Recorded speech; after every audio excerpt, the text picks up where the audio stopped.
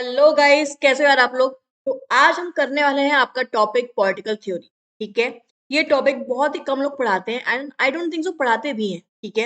It is important for आपका UGC net, UPSC, PSIR, MA, BA, eight the same time आपका assistant professor exams, उन सभी के लिए ये टॉपिक आपका काफी काफी इंपॉर्टेंट है। ठीक है। तो what ever I am telling you is important, make sure करना कि आप उसके नोट्स बनाते जा रहे हो। क्लियर? चलिए, एक minute. What is political theory? Political theory है क्या यार? तो simple, it is a branch of political studies. ठीक है। पॉलिटिकल स्टडीज में हम काफी चीजें पढ़ते हैं, governance, public administration, IR and a lot of things. उसी का पार्ट है एक पॉलिटिकल थ्योरी। ठीक है। जहां हम simply political life, institutions, ideas उनको पढ़ते हैं। ठीक है। आइडियाज हैं, वैल्यूज हैं, justice, wisdom, how institutions work, how political life is there in one country as compare to another country. ठीक है। तो ये सब चीजें हम पढ़ते हैं पॉलिटिकल थ्योरी में। सिंपल, जहां हम स्टेट को, गवर्नमेंट को, पावर को, जस्टिस को, अथॉरिटी को इवेलुएट करते हैं कि क्यों ऐसा सिस्टम इस कंट्री में है, क्यों ये चीजें सही है, ये क्यों ये चीजें गलत है। ठीक है। We study everything in political theory. Clear? तो ये डिसिप्लिन है, जो पॉलिटिकल थ्योरी सब्जेक्ट है, ये पढ़ता दोनों चीज को है। व्हाट इज पॉलिटिक्स, कि पॉलिटिक्स है क्या, एंड क्या पॉलिटिक्स होनी चाहिए, what ought to be. Clear? यहाँ पे डिस्क्रिप्टिव भी है। डिस्क्रिप्टिव मतलब कि हम समझा रहे हैं कि what is mean by state, समझा रहे हैं what is mean by state. Whereas as नॉर्मेटिव में हम इवेलुएट करते हैं, वी इवेलुएट कि क्यों ये चीज ऐसी है। सिंपल। ठीक है। पॉलिटिकल थ्योरी को पढ़ना इंपॉर्टेंट है टू अंडरस्टैंड कि क्यों एक सिस्टम ऐसा है, why a political phenomena is like this in one country and something different in another country. Simple. And क्या अगर हम चीजें करेंगे तो चीजें कैसे बेटर हो जाएंगी। ठीक है। यहाँ पे हम सिंपल एनालाइज करते हैं आपके the past and present and future में क्या हो सकता है, हम उसको भी प्रिडिक्ट करने की कोशिश करते हैं। Clear? I hope now we have proper idea what is political theory. Political theory is simply nothing but a fundamental branch of political studies, जहां हम पढ़ते हैं, क्रिटिकली अंडरस्टैंड करते हैं पॉलिटिकल लाइफ को, इंस्टीट्यूशंस को, आइडियाज को, जहां हम समझने की कोशिश करते हैं कैसे स्टेट है, गवर्नमेंट है, पावर, जस्टिस, अथॉरिटी, कैसे एक कंट्री में वो काम करते हैं। या हम दोनों चीजों को पढ़ते हैं, नॉर्मेटिव एंड डिस्क्रिप्टिव। डिस्क्रिप्टिव मतलब what is mean bye something, what is mean by power, what is mean bye institutions, what is mean by state, what is mean bye justice. Eight the same time हम यहाँ पे देखते हैं क्या सही होना चाहिए, व्हाट ऑट टू बी, मतलब नॉर्मेटिव प्रिस्क्रिप्शन, जहां हम इवेलुएट करते हैं चीजों को और प्रेजेंट को, पास्ट को एनालाइज करके फ्यूचर के बारे में बताते हैं। क्लियर? वो उसको प्रिडिक्ट करते हैं। I hope it is clear what is political theory. Okay, चलिए अब आते हैं इसका वर्ड कहां से आया। जो वर्ड थ्योरी है ना, ये निकला गाइस आपके ग्रीक वर्ड से, थ्योरिया। इसका मतलब सिंपल था, कंटेम्पलेशन, स्पेकुलेशन, लुकिंग एट, कि हम एक चीज को किस तरीके से देखते हैं, किस तरीके से अंडरस्टैंड करते हैं। ठीक है। वो है आपका थ्योरिया। इसके आगे बन के आगे बढ़ के बना आपका थ्योरी। क्लियर? चलो, पहली बार ये जो वर्ड था थ्योरी, ये यूज किया प्लेटो ने। ठीक है।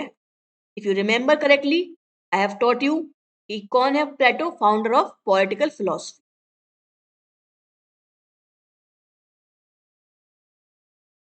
तो पहली बार, ठीक है, तो पहली बार मॉडर्न टाइम में यूज देखा गया आपका थ्योरी का, तो वो प्लेटो, अरिस्टोटल, इन सभी के वर्क्स में देखा गया। ठीक है। फिर आया आपका 1610। ठीक है। इसमें पहली बार इंग्लिश में थ्योरी वर्ड का यूज किया गया। एंड थ्योरी को हम रेफर करते थे उस टाइम पे, प्रिंसिपल्स हो गए, मेथड्स हो गए। कि सिंपल, हमने थ्योरी वर्ड को खाली लिमिट कर दिया था, it is about principles, it is about methods of science और आर्ट। सिंपल। क्लियर? फिर आपका 1630 में ये जो वर्ड था थ्योरी, ये इवॉल्व हुआ। ठीक है। फिर जो लोग ऑब्जर्व करते थे, अंडरस्टैंड करते थे, उसको समझ के लोग लिखने लग गए अपने वर्ड्स का इस्तेमाल करते हुए। ठीक है। जो फिलॉसफी थी और जो ऑब्जर्वेशन था उनका, लोगों का, उन सबको मिला के बनाई उन लोगों ने अपनी theory. And that's how we use theory right now, ठीक है, जहां हम ऑब्जर्व करते हैं, एक्सपेरिमेंट करते हैं, डेटा फैक्ट्स को देखते हैं एंड उसको अकॉर्डिंग उसको इवेलुएट करके अपनी अंडरस्टैंडिंग को बिल्डअप करते हैं, अपनी फिलॉसफी को बिल्डअप करते हैं and then we write theory. Clear? What is theory? ये ग्रीक वर्ड थ्योरी से निकला हुआ है, इसका मतलब है contemplation, speculation, looking at. Simple, किस तरीके से आप एक शब्द को या एक चीज को समझते हो या देखते हो, ठीक है। फिर लेटर ऑन हमने इंग्लिश में वर्ड ट्रांसलेट किया टू थ्योरी, इसका मतलब था पहले के टाइम पे प्रिंसिपल्स हो गए या मेथड्स हो गए। 1630 में finally the word theory evolve, जहां पे हमने जो फिलोसफिकल अंडरस्टैंडिंग थी हमारी, एट द सेम टाइम जो डेटा था हमारे पास, जो एक्सपेरिमेंटेशन था, जो ऑब्जर्वेशन था, उसको लेके हमने मिलाया, जोड़ा एंड थ्योरी लिखी। क्लियर? चलिए, the word theory derived from the Greek word theoria means simple, a well focused mental look। मतलब किस तरीके से हम कोई चीज को कैसे देखते हैं, how we see certain things mentally, how we speculate, how we understand, ठीक है। तो यहाँ सिंपल आपका ब्रेन का इस्तेमाल यूज होता है। क्लियर? चलिए, अब आते हैं कुछ डेफिनेशंस पे। सभी ने पॉलिटिकल थ्योरी को अपने अकॉर्डिंग डिफाइन किया है, ठीक है। जॉर्ज कैटलिन, ये सारी डेफिनेशंस गाइस इंपॉर्टेंट है, please note it down, okay. कोई भी डेफिनेशन मिस नहीं करनी। पहले आते हैं आपके George Catlin. Political theory includes political science and political philosophy, where science is concern with the means and while philosophy is concern with the end. तो according to George Catlin, political theory क्या है? Political theory है आपका simply, political theory क्या है? Simply है आपका philosophy, ठीक है, और आपका साइंस, पॉलिटिकल साइंस, इसको मिला के बनती है आपकी पॉलिटिकल थ्योरी। फिलोसफी में हम सिंपली अपनी अंडरस्टैंडिंग, अपना आइडिया, अपनी फिलोसफी वो लिखते हैं। साइंस वहां जहां हम एक्सपेरिमेंट, एक्सपेरिमेंट हो गया, फैक्ट्स हो गए, डेटा हो गया, ऑब्जर्वेशन हो गई हमारी, उसको, ये हमारे मेथड्स हो गए कि किस बेसिस पे हमने थ्योरी लिखी है, तो वो आते हैं मेथड्स में, ठीक है। तो इन दोनों चीजों को मिला के बनती है आपकी पॉलिटिकल थ्योरी, आपकी फिलोसफी एंड साइंस। क्लियर? किसने बोला ये चीज? George Caitlin. प्लीज पेपर में आ जाएगा, लिख लो उसको, ठीक है, कि who said political theory includes political science and political philosophy, जहां science is concern with the means, मतलब मेथड्स, कि हमारी फिलोसफी आई कहां से है, ठीक है।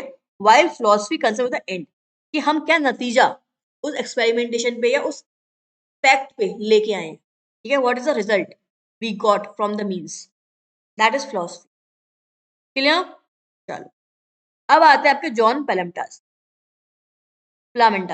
ठीक है। Political theory is the systematic thinking about the purpose of the government, seeking to evaluate rather than merely explain. Political theory खाली explain नहीं करता है, ठीक है। It is not just descriptive, but as I told you कि ये normative भी है। Normative मतलब जहां हम properly evaluate करते हैं, हम खाली उसका meaning नहीं पढ़ रहे हैं, हम evaluate कर रहे हैं कि क्यों कोई चीज ऐसी है, क्या ऐसा हुआ था, या क्या फ्यूचर में ऐसा हो सकता है। We evaluate क्या सही है, क्या गलत है, इन सबको हम देखते हैं क्रिटिकल लेंस, ठीक है। सिंपल, तो अकॉर्डिंग टू जॉन, इसका सिंपल पॉलिटिकल थ्योरी का मतलब क्या है कि हम एक सिस्टमैटिक तरीके से सोचते हैं कि वो गवर्नमेंट किस तरीके से वर्क करती है, ठीक है। वो हम ना उसकी चीजें को इवेलुएट करते हैं, ठीक है, खाली एक्सप्लेन नहीं करते, ठीक है। हम पावर को खाली ये नहीं बताते कि power, what is power, we also explain power कहां से ड्राइव होती है, किस किस के हाथ में होती है एंड कैसे इसको यूज करते हैं, और कैसे पावर का अब्यूज भी होता है। तो हम हर तरीके से उसको इवेलुएट करते हैं, right, and that is about political theory. Clear? This definition is given by John Plamenatz, okay, Plamenatz, जो भी है इसका प्रोनाउंसिएशन, ठीक है, देख लेना। Clear? Note these things down, I am again saying, okay. चलिए, अब आते हैं आपके जॉर्ज सबी, ये काफी इंपॉर्टेंट इंसान है, प्लीज, ठीक है। Mostly questions on political theory, ठीक है, जॉर्ज सबीन से आते हैं, ठीक है। उनकी बुक है guys, introduction to political theory, note it down.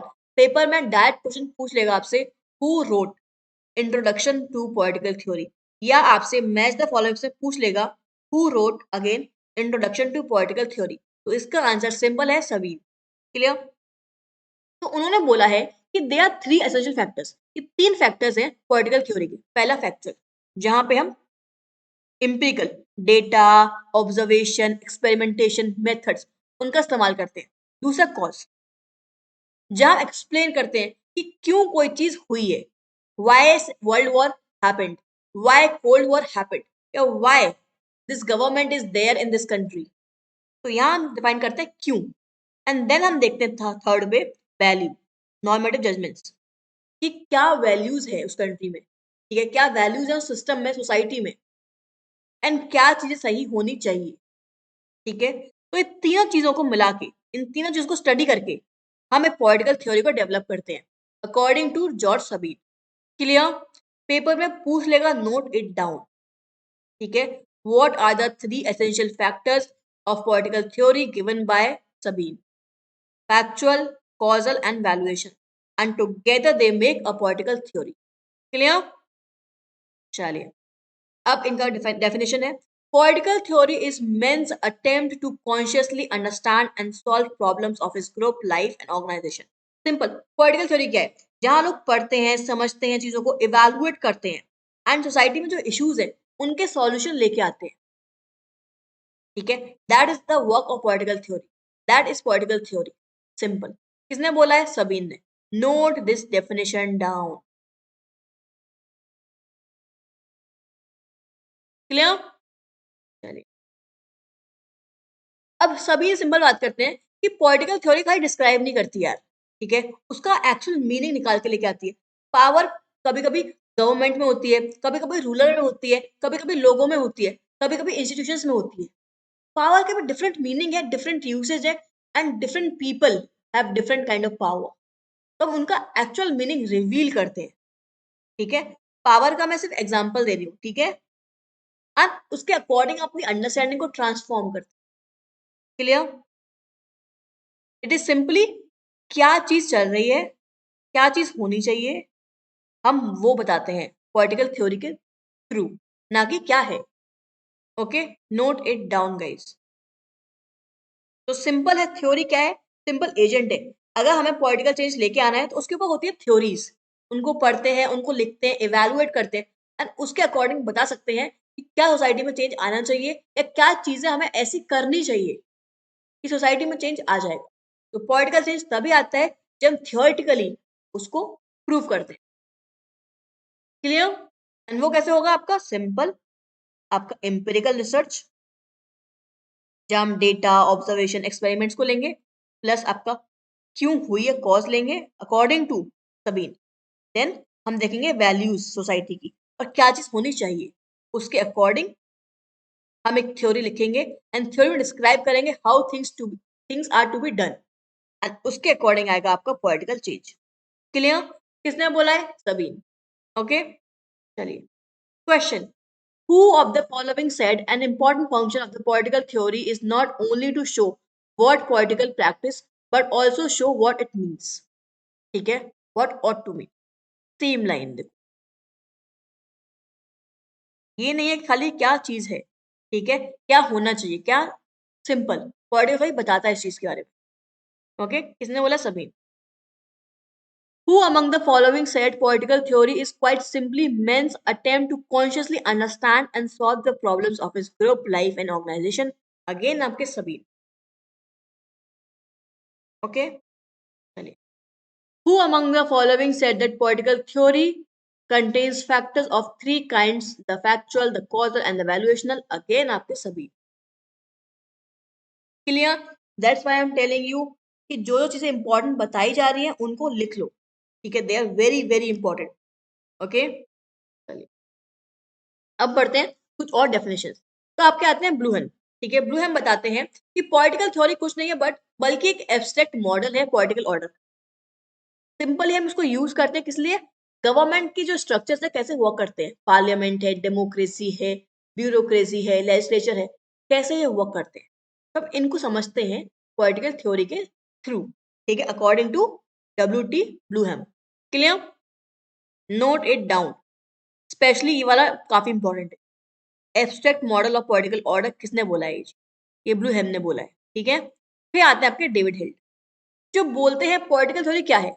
It's simply a network of concepts and generalisation about political life. Political life में जस्टिस है, आपका राइट्स है, आपका इक्वालिटी है, लिबर्टी है, ये सभी कॉन्सेप्ट्स को हम पढ़ते हैं, ठीक है। हर सोसाइटी में इन चीजों को समझते हैं और उसके अकॉर्डिंग पॉलिटिकल लाइफ को समझाते हैं। That is political theory according to David Held, ठीक है।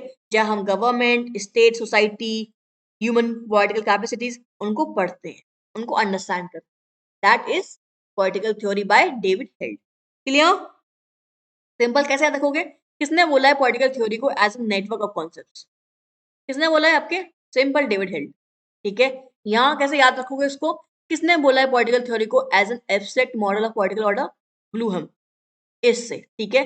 खाली छोटे जो वर्ड्स है ना, जो इंपॉर्टेंट वर्ड्स है, उनको पकड़ो, ऐसे याद करो, बाकी मीनिंग समझना भी इंपॉर्टेंट है। क्लियर?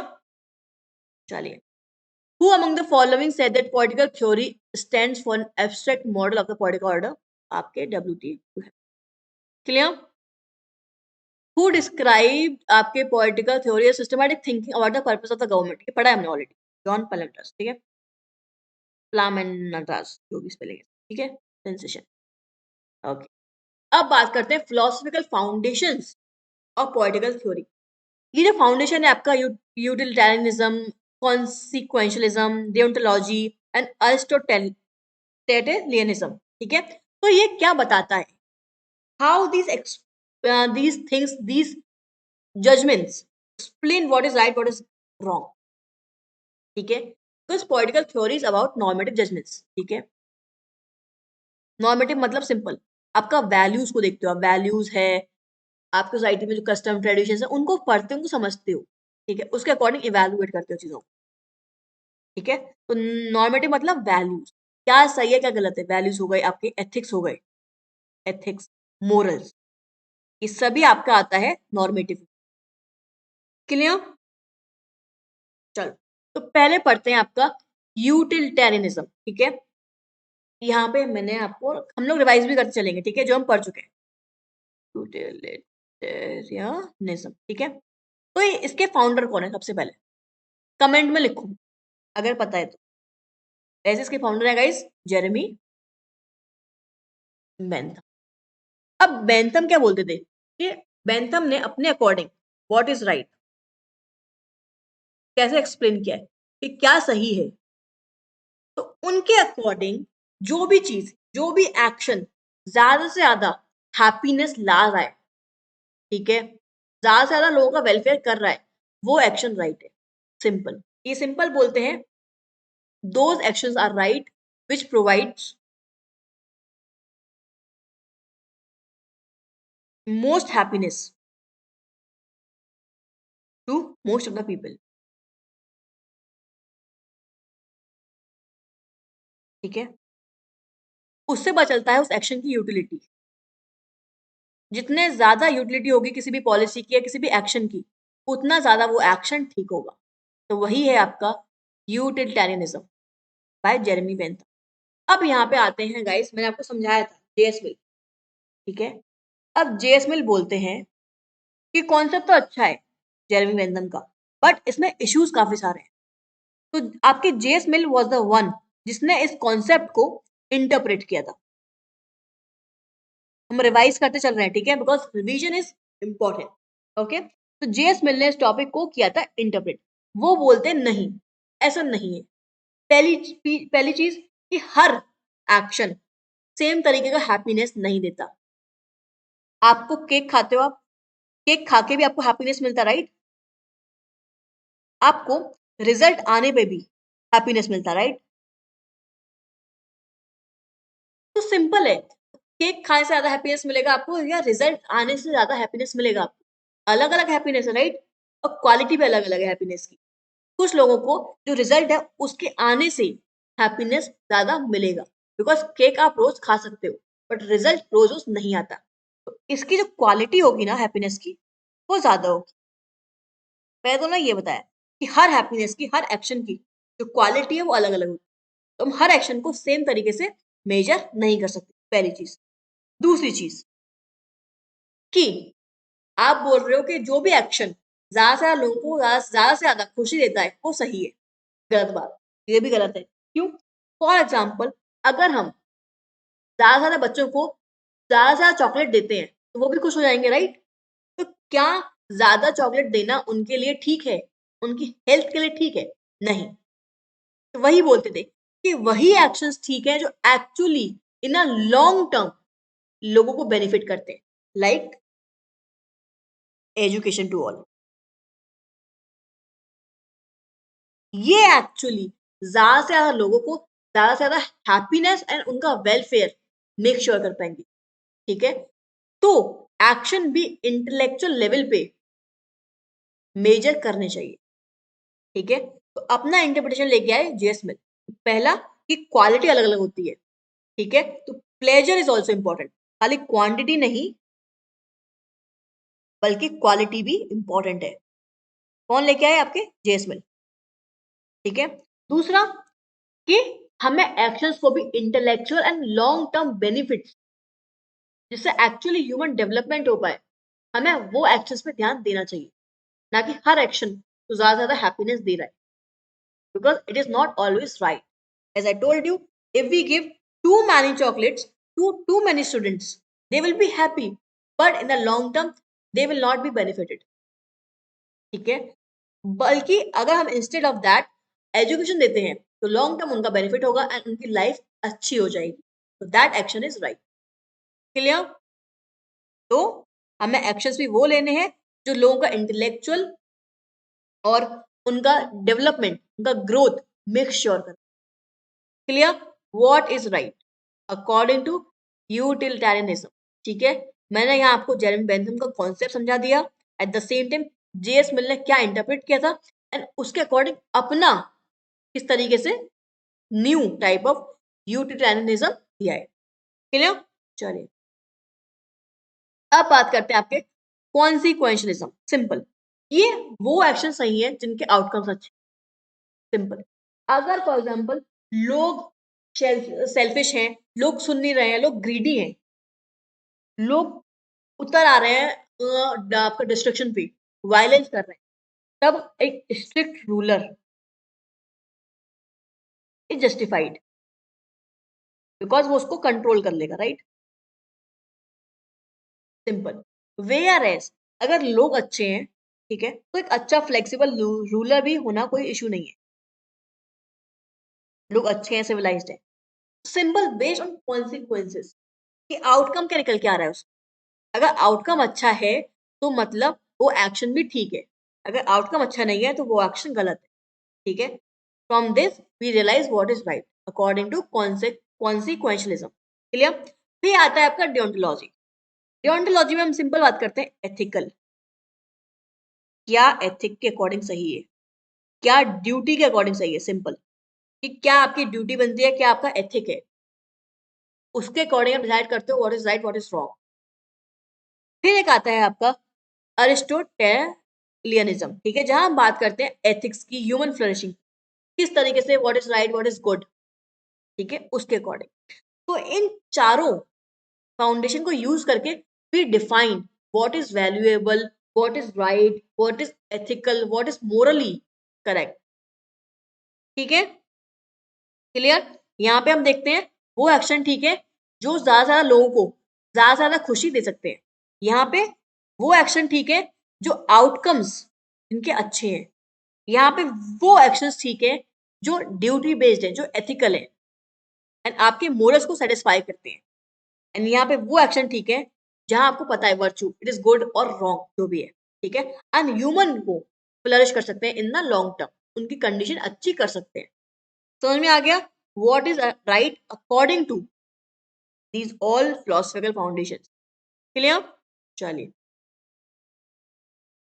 अब पढ़ते हैं guys multidimensional nature of political theory. आपकी जो पॉलिटिकल थ्योरी है वो फिलोसफिकल भी होती है, साइंटिफिक भी होती है। ठीक है? हम अपनी अंडरस्टैंडिंग को भी यूज करते हैं, एट द सेम टाइम हमारी क्या ऑब्जर्वेशन है, क्या डेटा है, क्या साइंस है, उसको भी हम यूज करते हैं। ठीक है? And then we make political theory, right?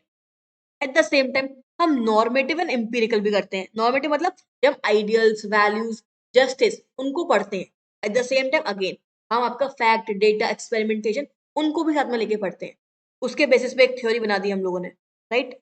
और द इवैल्यूएट एंड एक्सप्लेनेट, जहां हम चीजों को इवैल्यूएट करते हैं प्रॉपर तरीके से, क्यों, क्या, कैसे, ठीक है, एंड देन उसको एक्सप्लेन करते हैं। उसके बेसिस पे भी आती है आपकी एक पॉलिटिकल थ्योरी, राइट। फिर एक आता है हिस्टोरिकल एंड एनालिटिकल, जहां हम अपने पास्ट को, अपने हिस्टोरिकल इवेंट्स को देखते हैं, उनको एनालाइज करते हैं एंड उसके बेसिस पे लेके आते हैं एक थ्योरी। तो थ्योरी भी अलग अलग टाइप की होती है, अलग अलग डायमेंशन की होती है। क्लियर? चलिए, अब simple dual roles, description and prescription. Dual role में क्या आता है? सिंपल कि हम पढ़ते हैं पॉलिटिकल रियलिटी को, कि what is mean by power, what is mean bye democracy. तो हम सिंपली पढ़ रहे हैं इसका मीनिंग क्या है या वो कैसी है, ठीक है। यहाँ पे इंस्टीट्यूशंस हैं, बिहेवियर है, पावर रिलेशंस हैं, उनको एनालाइज कर रहे हैं। एट द सेम टाइम जो हिस्टोरिकल इवेंट्स हैं, जो पास्ट में हुआ है, उसको भी पढ़ रहे हैं, ठीक है। एंड एक कॉन्सेप्ट बिल्ड कर रहे हैं, दैट इज डिस्क्रिप्टिव। अब आ गया आपका प्रिस्क्रिप्टिव। अब हमने जो चीजें देख ली, समझ ली, उसके अकॉर्डिंग हम चीजें प्रिस्क्राइब कर रहे हैं कि क्या हमारे मोरल और आइडियल गोल होने चाहिए, किस तरीके से सोसाइटी जस्टिस की तरफ आगे बढ़ेगी, किस तरीके से जो आज की चीजें हैं उनमें इश्यूज है, एट द सेम टाइम क्या रिफॉर्म्स हम ला सकते हैं। सिंपल, ये सिंपल समझो कि अगर आप एक डॉक्टर के पास जाते हो तो पहले डिस्क्राइब करते हो उसको अपनी इश्यूज, राइट। फिर उसके अकॉर्डिंग वो प्रिस्क्राइब करता है क्या आपको करना चाहिए ताकि चीजें ठीक हो जाए। क्लियर? वही चीज है डिस्क्रिप्टिव एंड प्रिस्क्रिप्टिव। आपकी जो पॉलिटिकल थ्योरी है डिस्क्राइब भी करती है, एट द सेम टाइम उसके अकॉर्डिंग सॉल्यूशन भी बताती है। क्लियर? चलिए, तो what is mean bye political, ये भी काफी इंपॉर्टेंट है। तो पॉलिटिकल जो वर्ड है वो भी आपका ग्रीक से निकला वर्ड पॉलिस। इसका सिंपल मतलब है सिटी और कम्युनिटी, कि किस तरीके से जो लोग हैं साथ में आते हैं, इंटरेक्ट करते हैं, बातचीत करते हैं, अपना ओपिनियन बनाते हैं, अपने लिए डिसीजन मेकिंग करते हैं, ठीक है। That is political. सिंपल, जहां दो से ज्यादा लोग हैं, दो, तीन, चार, पांच लोग हैं, ठीक है, साथ में मिलके आके कोई भी डिसीजन ले रहे हैं, ठीक है, that means it is political. Simple. In fact एक बंदा भी कोई डिसीजन ले रहा है ना, तो वो भी कहीं ना कहीं पूरी सोसाइटी को अफेक्ट करता है इन सम वे और द अदर, ठीक है, तो वो भी पॉलिटिकल है। तो एवरी एक्शन यू मेक, जहां भी आप सोच रहे हो, जहां भी आप डिसीजन बना रहे हो, ठीक है, हर चीज पॉलिटिकल है। जो लोग बोलते हैं ना कि नहीं पॉलिटिक्स गंदी चीज है या मैं पॉलिटिकल नहीं हूँ, they all are political. Even a statement that I am not political is a political, because it will affect society. अगर हर कोई ये चीज बोलने लग जाएगा तो, अगर इस बंदे ने किसी और को भी इन्फ्लुएंस कर दिया, अगेन सोसाइटी में चेंज आएगा। तो means that is political.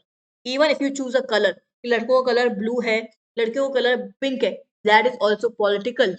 Why? It it is creating a distinction between man and women. हम डिवाइड कर रहे हैं मैन एंड वुमेन को, कलर स्पेसिफाई कर रहे हैं उनको। तो वो भी कहीं ना कहीं सोसाइटी का जो स्ट्रक्चर है उसको इम्पैक्ट करेगा, एंड देन वो चीज पॉलिटिकल में दिखेगी। इसीलिए वहां से निकल के आएगा आपका private and public sphere of feminism. तो गाइस हर चीज is political, everything is political. Clear? चलो, तो पॉलिटिक्स क्या है? पॉलिटिक्स सिंपल है, management and organisation of collective life. किस तरीके से लोग मैनेज करते हैं, ऑर्गेनाइज करते हैं, आते हैं, इंटरेक्ट करते हैं, डिसीजन बनाते हैं, ठीक है, साथ में मिलके, that is politics, that is political. अब अरिस्टोटल, अरिस्टोटल गाइस हमारे थे father of political science, father of political science, ठीक है। उनके लिए वो बोलते थे कि जो मैन है ना वो है जोन पॉलिटिकल, मतलब इंसान पॉलिटिकल एनिमल है, और जो स्टेट है वो ऑर्गेनिक है। ऑर्गेनिक मतलब कि सब लोग खुद साथ में मिलके आते हैं, इंटरेक्ट करते हैं, बातचीत करते हैं एंड डिसीजंस बनाते हैं as a political community. And लोगों का भला तभी हो पाएगा जब लोग साथ में मिलके आके डिसीजन बनाएंगे। Only then person can be free and achieve a good life. Individual isolated कभी रह नहीं सकता। वो एक सोशल एनिमल है, वो एक पॉलिटिकल एनिमल है। उसको चाहिए लोग, उसको चाहिए इंटरेक्शन, उसको चाहिए साथ में मिलके आके decision making. Only then a person और an individual can progress according to Aristotle. Clear? तो किसने बोला कि man is a zoon political political animal? ये आपके अरिस्टोटल। सिंपल। और अगर पॉलिटिक्स खाली हम स्टेट गवर्नमेंट उन चीजों के बारे में बात करते हैं, बट ऐसा नहीं है। पॉलिटिक्स आपकी हर स्फेयर ऑफ लाइफ में है, चाहे फैमिली हो, फैमिली में भी, ठीक है, फैमिली है, ठीक है, फैमिली में भी किसके पास अथॉरिटी है, ठीक है, टास्क कैसे डिवाइडेड होंगे, कैसे बजट आप देखोगे, कैसे डिसीजंस बन रहे हैं, वो सब फैमिली में आता है, राइट? एंड दैट इज आपका अगेन पॉलिटिकल। सेम आपका फ्रेंडशिप का ग्रुप है, फ्रेंड्स का ग्रुप है, तो वहां भी आप जो डिसीजन लेते हो, साथ में इंटरेक्ट करते हो, बातचीत करते हो एंड डिसीजंस बनाते हो, वो भी पॉलिटिकल है। Every sphere of your life, चाहे वो ऑफिस हो, फैमिली हो, फ्रेंड्स ग्रुप हो, कम्युनिटी हो, चाहे वो गवर्नमेंट हो, हर जगह हर डिसीजन पॉलिटिकल होता है। Clear? Because it involves people, it involves interaction, it involves decision making based on share understanding. That is political. अब यहाँ पे काफी इंपॉर्टेंट डेफिनेशन है गाइस, गार्नर की, प्लीज नोट इट डाउन। ठीक है, politics start with the state and ends with the state. किसने बोला है? गार्नर ने बोला है। ठीक है, नोट इट डाउन। चलिए, अब बात करते हैं evolution of political thought. Okay, तो पहला आता है आपका क्लासिकल एरा, इसमें आता है प्लेटो, जो बात करते हैं जस्टिस की, आइडियल स्टेट की, सिंपल फिलोसफी की, क्या चीजें होनी चाहिए। He always talked about what ought to be, क्या होना चाहिए, किस तरीके से आइडियल स्टेट होनी चाहिए। जो भी इनके कॉन्सेप्ट थे गाइस, ये सब थियोरेटिकल थे, ठीक है, ये फिलोसफी थी, कुछ भी रियल नहीं था। ठीक है, तो शुरुआत होती है आपकी प्लेटो से, फिर आते हैं आपके मैकियावेली, जो बात करते हैं पावर स्ट्रक्चर्स की, रियल पॉलिटिक्स की, कि किस तरीके से जो पॉलिटिक्स है ना, स्ट्रगल फॉर पावर, ये लोग लड़ते हैं पावर में आने के लिए। ठीक है, किस तरीके से पावर स्ट्रक्चर्स काम करते हैं, तो उन्होंने ये सारी बातें लिखी अपने प्रिंस।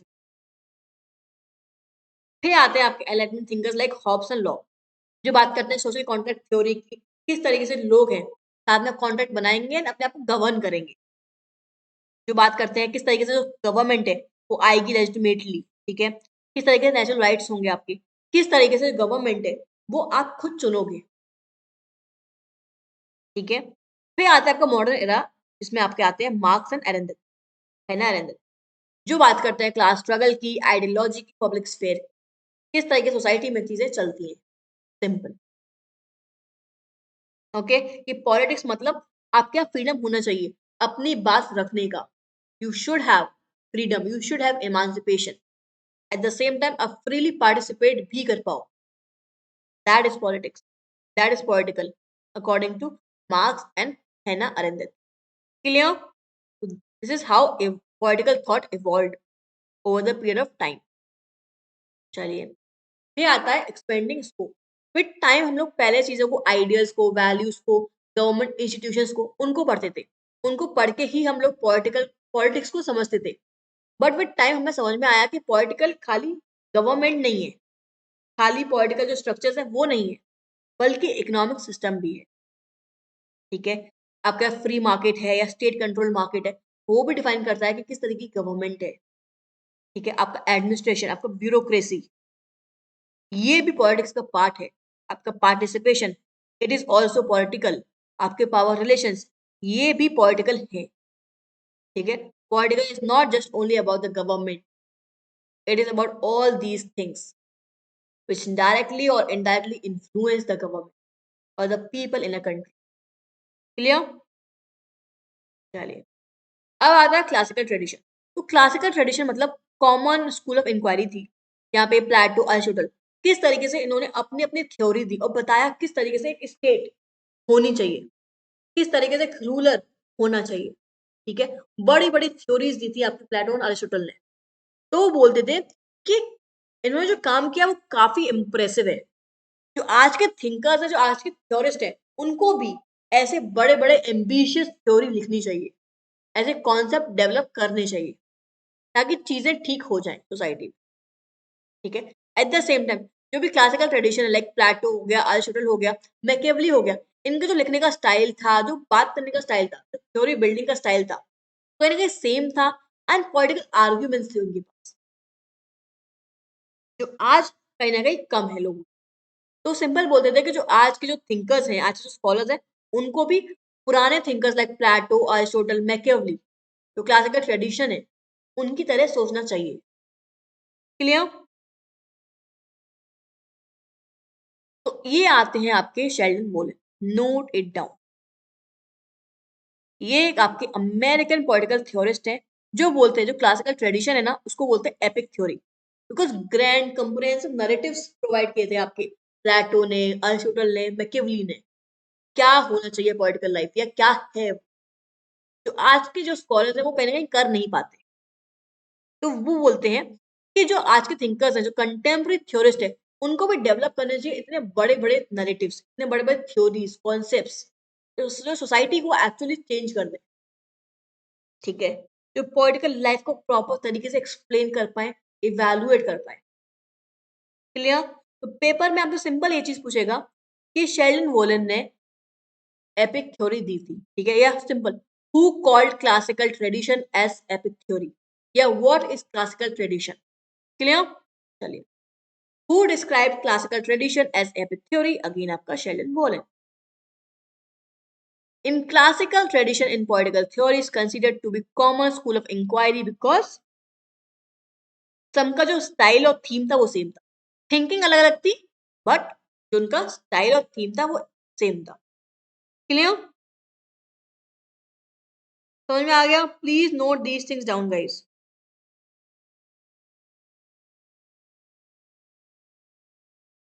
ओके, चलिए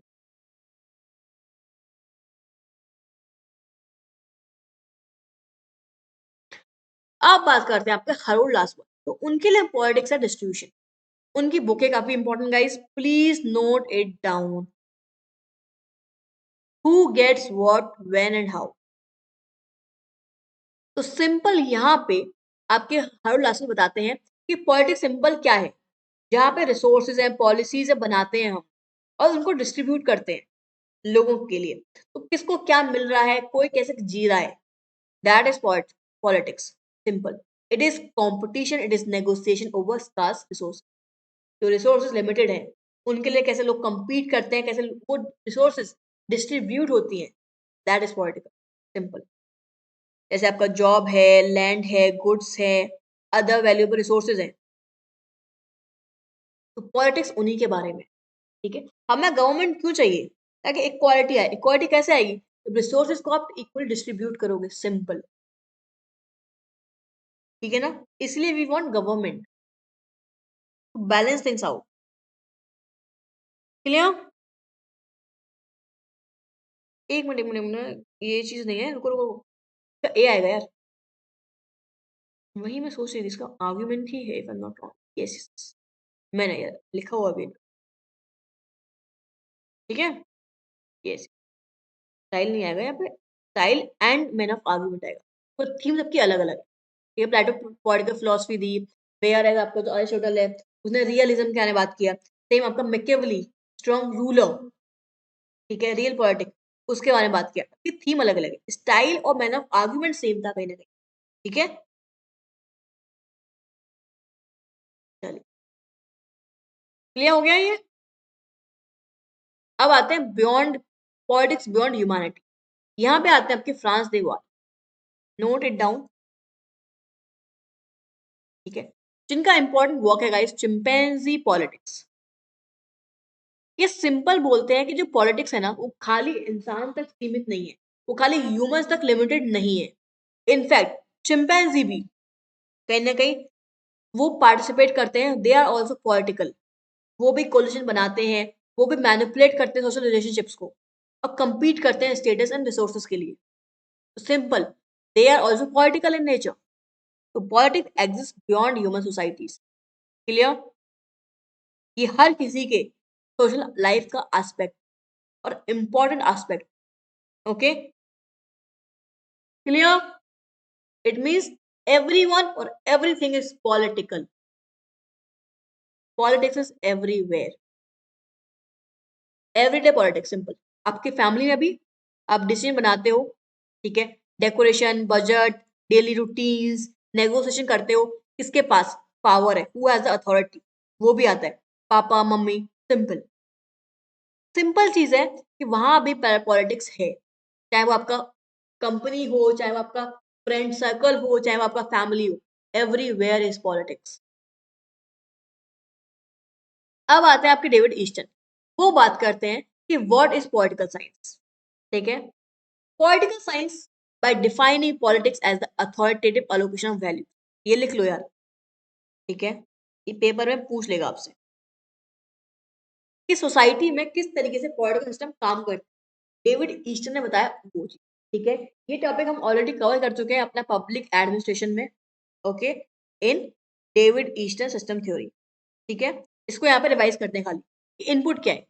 जो लोग हैं, जो जनता है, वो डिमांड करेगी एंड वो आपको सपोर्ट करेगी वोट वगैरह देके। तो ये करती है आपकी लोग, पीपल। उन्हें क्या चाहिए? Eight the same time they provide support, ठीक है?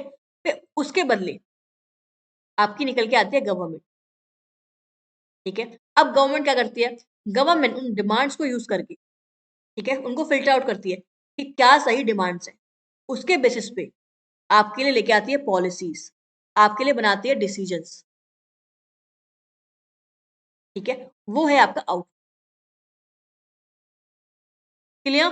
तो input output system is given by David Easton, जहां उन्होंने बताया किस तरीके से एक पॉलिटिकल सिस्टम काम करता है, किस तरीके से लोग हैं डिमांड करते हैं, सपोर्ट करते हैं एंड अपना इनपुट देते हैं, ठीक है, इनटू डिसीजंस।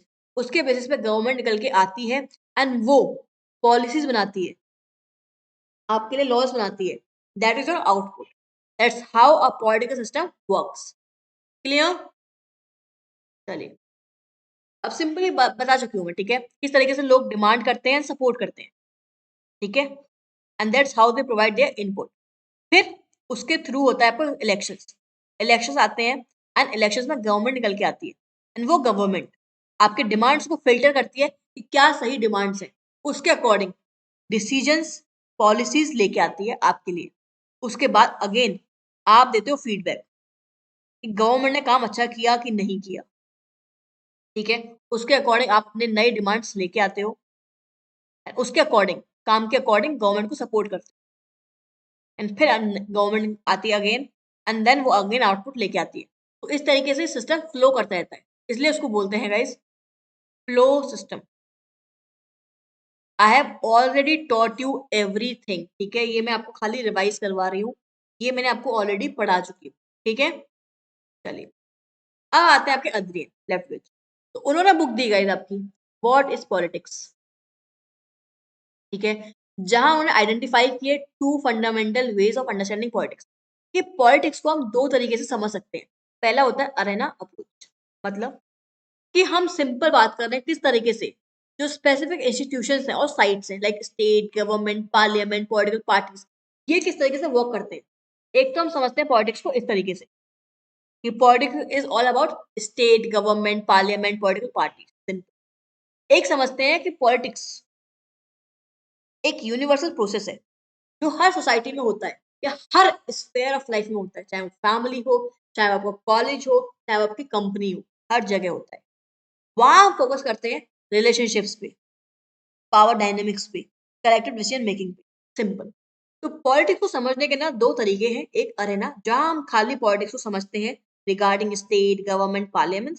एक होता है प्रोसेसुअल, जहां पे हम देखते हैं कि रिलेशनशिप कैसा है, पावर डायनेमिक्स कैसे है, उसके अकॉर्डिंग हम पॉलिटिक्स को समझते हैं। Clear? Please note it down, paper में पूछ लेगा कि पहले तो who wrote what is politics, Adrian Left. What two fundamental ways of understanding politics is given by are given by Adrian Leftwich. Again आपके arena approach and processual approach. Paper में पूछ लेगा. Please note it down and revise it on a daily basis. Okay? अब आते हैं 6 perspective. उन्होंने दिए again आगे जाके आपके 6 पर्सपेक्टिव्स ऑन पॉलिटिक्स। पहला आता है आपका आर्ट ऑफ गवर्निंग, कि किस तरीके से गवर्नमेंट गवर्न करते हैं कंट्री को, फिर किस तरीके से उस कंट्री में पावर को एक्सरसाइज किया जाता है, किस तरीके से वहां पे क्लास स्ट्रगल है, डिवीजन है, किस तरीके से उस कंट्री में पॉलिटिक्स जो किस तरीके का रूल है उस कंट्री में, अथॉरिटेटिव है, डेमोक्रेसी है, किस तरीके का सिस्टम है, ठीक है, किस तरीके से लोग डिसीजन लेते हैं वहां पे कलेक्टिवली, एंड किस तरीके से पॉलिटिक्स बियॉन्ड बाउंड्रीज, मतलब लाइक आपका इंटरनेशनल ऑर्गेनाइजेशन हो गए, WTO है, IMF है, आपका क्लाइमेट चेंज है, टेररिज्म है, ह्यूमन राइट्स है, किस तरीके से एक कंट्री उन चीजों पर रिएक्ट करती है जो एक कंट्री के बाउंड्री से बाहर आते हैं, ठीक है। तो इन चीजों को समझ के हम एक कंट्री का पॉलिटिकल सिस्टम या पॉलिटिकल फिनोमिना समझ सकते हैं, उस कंट्री की पॉलिटिक्स को समझ सकते हैं according to Leftwich. Clear, note it down. चलिए आप समझते हैं वन बाय वन, ठीक है। Politics as the art of governing, simple, कि किस तरीके से जो गवर्नमेंट है सोशल इकोनॉमिक पॉलिटिकल लाइफ में आपकी कंट्रोल करती है, आपको मैनेज करती है, ठीक है। गवर्नेंस दोनों कंट्री में होता है, डेमोक्रेटिक में होता है, अथॉरिटेरियन में होता है। अकॉर्डिंग अकॉर्डिंग अपने सिस्टम के, अपने कल्चर के अकॉर्डिंग हर सिस्टम वर्क करता है और ऑर्डर करता है, आपका मेंटेन करता है आपका order and balance, simple, and coordinate करता है। क्लियर, सिंपल ये बात करता है किस तरीके से कौन सी गवर्नमेंट किस तरीके से बिहेव कर रही है, किस तरीके से रूल कर रही है, किस तरीके से गवर्न कर रही है अपनी कंट्री को। Okay, politics as the exercise of power. अब आते हैं मार्क्स वेबर, जो बात करते हैं पॉलिटिक्स क्या है। It involves state monopoly on the legitimate use of physical force with in its territory. एक चीज याद रखना गाइस, कि कोई भी थिंकर है ना जो बात करता है आपका legitimate use of physical force, तो ये आपके मैक्स वेबर है मोस्टली 99% में, ठीक है। जहां भी वर्ड लेजिटिमेट है उसका आंसर मैक्स वेबर है, ठीक है, because he is the one who talks about bureaucracy, bureaucracy law, ठीक है, किस तरीके से लॉ के अकॉर्डिंग ब्यूरोक्रेसी फोर्स का यूज करती है, ठीक है, सिंपल, क्योंकि फोर्स का यूज तभी कर सकते हो जब आप लॉ के अंदर रह के काम कर, सिंपल। किस तरीके से वो बताते हैं यहाँ पे भी, पॉलिटिक्स में स्टेट के पास होती है मोनोपोली, मतलब फुल कंट्रोल, कि किस तरीके से फोर्स का इस्तेमाल करना है। अगर लोग दंगे कर रहे हैं, प्रोटेस्ट कर रहे हैं, तो गवर्नमेंट मिलिट्री रूल लगा देती है, again they are using the force, but it is legitimate because वो लॉ के अंदर आ रहा है, ठीक है। तो ये चीजें बात करते हैं आपके मैक्स वेबर, याद रखना ये चीज। whoever is talking आपको पूछ रहा है who talked about, ये कोई भी स्टेटमेंट है इसमें दिया हुआ है legitimate use of physical force, legitimate use of bureaucracy, ये आपका सिंपल आंसर है मैक्स वेबर। Okay, clear. तो सिंपल बात करते हैं किस तरीके से गवर्नमेंट, ठीक है, फोर्स का यूज करती है मेंटेन ऑर्डर, ताकि कंट्रोल कर सके क्राइम को, रिबेलियन को, ठीक है, सिंपल। तो वही कि जो लोग हैं वो फोर्स का इस्तेमाल तभी कर सकते हैं with in legal limits, with in the law. Okay, simple. तो उनके अकॉर्डिंग जो पावर है वो सेंट्रलाइज्ड है, लेजिटिमाइज्ड है, रेगुलेटेड है थ्रू पॉलिटिकल इंस्टीट्यूशंस। उनके अकॉर्डिंग जो लॉ बनाए बनाए गए हैं उसके अकॉर्डिंग ही चीजें चलती हैं, उसके अकॉर्डिंग ही फोर्स या जो भी चीजें हैं कंट्री में वो वर्क करती हैं। क्लियर, तो पावर सेंट्रलाइज्ड, जो भी कंट्रोल करता है आपके पॉलिटिकल इंस्टीट्यूशंस वही कंट्रोल करता है पावर। ओके, अब आते हैं आपके मार्क्सिज्म। मार्क्सिज्म बात करते हैं politics as class struggle. Guys एक चीज ध्यान रखो कि हम लोग पढ़ रहे हैं पॉलिटिकल थ्योरी, तो पॉलिटिकल थ्योरी में सब कुछ आता है, मार्क्सिज्म, फेमिनिज्म, बिहेवियरिज्म, एवरीथिंग। तो हम सभी चीजों को ध्यान से ओवरव्यू में पढ़ रहे हैं, ठीक है। चलो, Marx politics as class struggle. Marx ने बताया किस तरीके से पॉलिटिक्स है वो क्लास स्ट्रगल है, कि जो भी लोग वेल ऑफ है, जो भी लोग अमीर हैं, जो भी लोग ओन करते हैं, आपका कंट्रोल करते हैं मोड ऑफ प्रोडक्शन को, वही लोग रूल करते हैं, ठीक है। इनफैक्ट जो स्टेट है ना वो भी, वो रूलिंग क्लास की, जो अमीर रिच क्लास है उसकी बात सुनता है। State is also a tool of rich class according to marks, ठीक है। एट द सेम टाइम जो भी हिस्ट्री है ना सभी में कहीं ना कहीं क्लास स्ट्रगल देखा गया है, चाहे वो आपका फ्यूडलिज्म के टाइम पे हो, चाहे आपका स्लेवरी के टाइम पे हो या चाहे आज का टाइम हो कैपिटलिज्म, हर जगह एक क्लास स्ट्रगल रहा है। कुछ लोग ऊपर है तो कुछ लोग नीचे हैं इन एवरी सोसाइटी। क्लियर? तो उन्होंने बोला है the history of the all hitherto existing society is the history of class struggle. कहाँ लिखा है? कम्युनिस्ट मैनिफेस्टो में। ठीक है, चलिए। Politics as a form of rule. तो यहाँ पे आपके इंपॉर्टेंट थिंकर है गाइस, बर्नार्ड क्रिक। इनकी बुक है in defence of politics. Please note it down. ये बुक काफी इंपॉर्टेंट है, ये थिंकर काफी इंपॉर्टेंट। ठीक है, तो वो बात करते हैं कि पॉलिटिक्स है क्या। पॉलिटिक्स सिंपल एक प्रोसेस है जहाँ पे लोग कलेक्टिवली आते हैं, साथ में मिलते हैं, बात करते हैं एंड जो इश्यूज हैं उनको सॉल्व करते हैं एंड देन जो पॉलिसीज हैं वो बनाते हैं। सिंपल। अपने जो डिफरेंसेस हैं उनको हटाते हैं। ठीक है, अपने इंटरेस्ट को बिल्ड करते हैं, ओपिनियन को बिल्ड करते हैं and according to needs public policies को बनाते हैं with the help of procedures जो आपके लॉ में लिखे हुए हैं। क्लियर? वो बोलते हैं कि पॉलिटिक्स ऑटोक्रेसी या वायलेंस से काफी अलग है। इनफैक्ट वॉर और वायलेंस तब होता है जब पॉलिटिक्स काम नहीं कर पाती। कि पॉलिटिक्स क्या है? लोग कलेक्टिवली एंगेज हो रहे हैं, लोग साथ में मिलकर डिसीजन बना रहे हैं। और वॉर तब होती है जब इश्यूज होते हैं, जब लोग मैनिपुलेट नहीं कर पाते, जब लोग डिसीजन बना नहीं पाते, तब वॉर होती है। तो war is simply a failure of politics. ठीक है, अगर वॉर हो रही है मतलब पॉलिटिक्स वहां की फेल हो चुकी है। सिंपल। पेपर में पूछ लेगा गाइस आपसे question, who distinguish politics from autocracy and violence? Again आपका Bernard Crick. Who said war signifies the failure of politics? Again Bernard Crick. पूछ लेगा आपसे, who wrote in defence of politics? Again आपका Bernard. Clear? Paper में questions आ सकते हैं clearly, तो नोट इट डाउन। अब आता है पॉलिटिक्स एज कलेक्टिव चॉइस। तो यहाँ पे आता है रेशनल चॉइस थ्योरी। ये काफी लोगों ने दिए गए, ठीक है, एंथनी डाउन्स हो गए, आपके एडम स्मिथ हो गए, इन सभी ने कहीं ना कहीं रेशनल चॉइस थ्योरी दी है। वो बोलते हैं कि लोग जो इंडिविजुअल है क्यों कलेक्टिवली आके डिसीजन बनाता है। व्हाई? बिकॉज सभी का अपना अपना मतलब होता है। चाहे आप फ्रेंडशिप कर रहे हो, व्हाई यू मेक फ्रेंड्स? आप फ्रेंडशिप क्यों कर रहे हो? आप दोस्त क्यों बना रहे हो? आपको पता है कि आप उस इंसान पर ट्रस्ट कर सकते हो, राइट? वो इंसान होगा तो अच्छी कंपनी होगी आपकी। तो आप सिंपल अपने फायदा, अपना इंटरेस्ट के बारे में सोच रहे हो, राइट? चाहे आप नॉर्मली ऑर्गेनिकली फ्रेंडशिप होती है, but back of the mind क्या होता है कि मैं इस इंसान पर ट्रस्ट कर सकता हूँ, मेरी इस इंसान से वाइब बैठती है, ये इंसान अगर जरूरत पड़ेगी तो मुझे सपोर्ट करेगा। That is friend, right? तो वहां भी आप अपने इंटरेस्ट के बारे में सोच रहे हो एंड सेम अदर इंसान भी आपका वही सोच रहा है। तो वही आप कलेक्टिवली आए क्यों? आपने एक ग्रुप क्यों बनाया? आपने फ्रेंडशिप क्यों की? बिकॉज आपका वहां पे इंटरेस्ट था, पर्सनल इंटरेस्ट। वैसे ही लोग साथ में मिलकर आके कलेक्टिवली डिसीजन बनाते हैं बिकॉज उनका फायदा होता है उस अपने इंटरेस्ट के लिए वो करते हैं। क्लियर? व्हाई? यूएन के जो आपके एग्रीमेंट्स हैं या जो भी पॉलिसीज है, जो भी रेगुलेशंस हैं, इंडिया क्यों मानता है? वो पता है अगर यूएन के जो लोग हैं उनके संग कोऑपरेट करेगा इंडिया, वैसे जो पॉलिसीज है उनको फॉलो करेगा इंडिया, तो वहां पे उसको परमानेंट सीट के जो चांसेस है बढ़ जाएंगे। सिंपल। या क्यों होते हैं इंटरनेशनल एग्रीमेंट्स? ताकि हर कंट्री की अपने अंडरस्टैंडिंग होती है। अगर आप एग्रीमेंट करेंगे, अगर हम इस ऑर्गेनाइजेशन का पार्ट हैं, हमारा इंटरेस्ट हम पहले रख पाएंगे। सिंपल। तो जो कलेक्टिव चॉइस आती है ना, वो भी आती है बेस्ड ऑन रेशनल चॉइस। मतलब अपने बारे में आप सोच रहे हो, इसीलिए आप कलेक्टिवली एंगेज हो रहे हो एंड डिसीजंस बना रहे हो। क्लियर?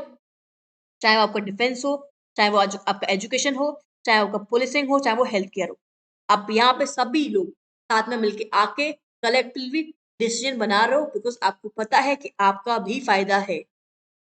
क्लियर? तो एवरी इंडिविजुअल एक्ट रेशनली, सोचता है, समझता है, लॉजिकली दिमाग लगाता है एंड अपने इंटरेस्ट के बारे में सोचता है एंड उसके अकॉर्डिंगली कलेक्टिवली मिलके अपना डिसीजन बनाता है। क्लियर? तो इन द एंड सब अपने बारे में ही सोच रहे होते हैं। क्लियर? चलिए, अब आता है पॉलिटिक्स बियॉन्ड बाउंड्री। जहां पे आते हैं आपके, हम बात करते हैं आपके लोकल एंड ग्लोबल इश्यूज की साइमल्टेनियसली। तो आता है ग्लोबल। ठीक है, जहां हम टेररिज्म, ठीक है, human rights, climate change, globalisation, इन चीजों की बात करते हैं जो किसी भी एक बाउंड्री में नहीं आती है। इस पे डिसीजन अगर लेना है सभी को साथ में मिलकर लेना पड़ेगा, तभी इन चीजों को अच्छे से काउंटर कर पाएंगे। ठीक है, on a cosmopolitan level. Clear?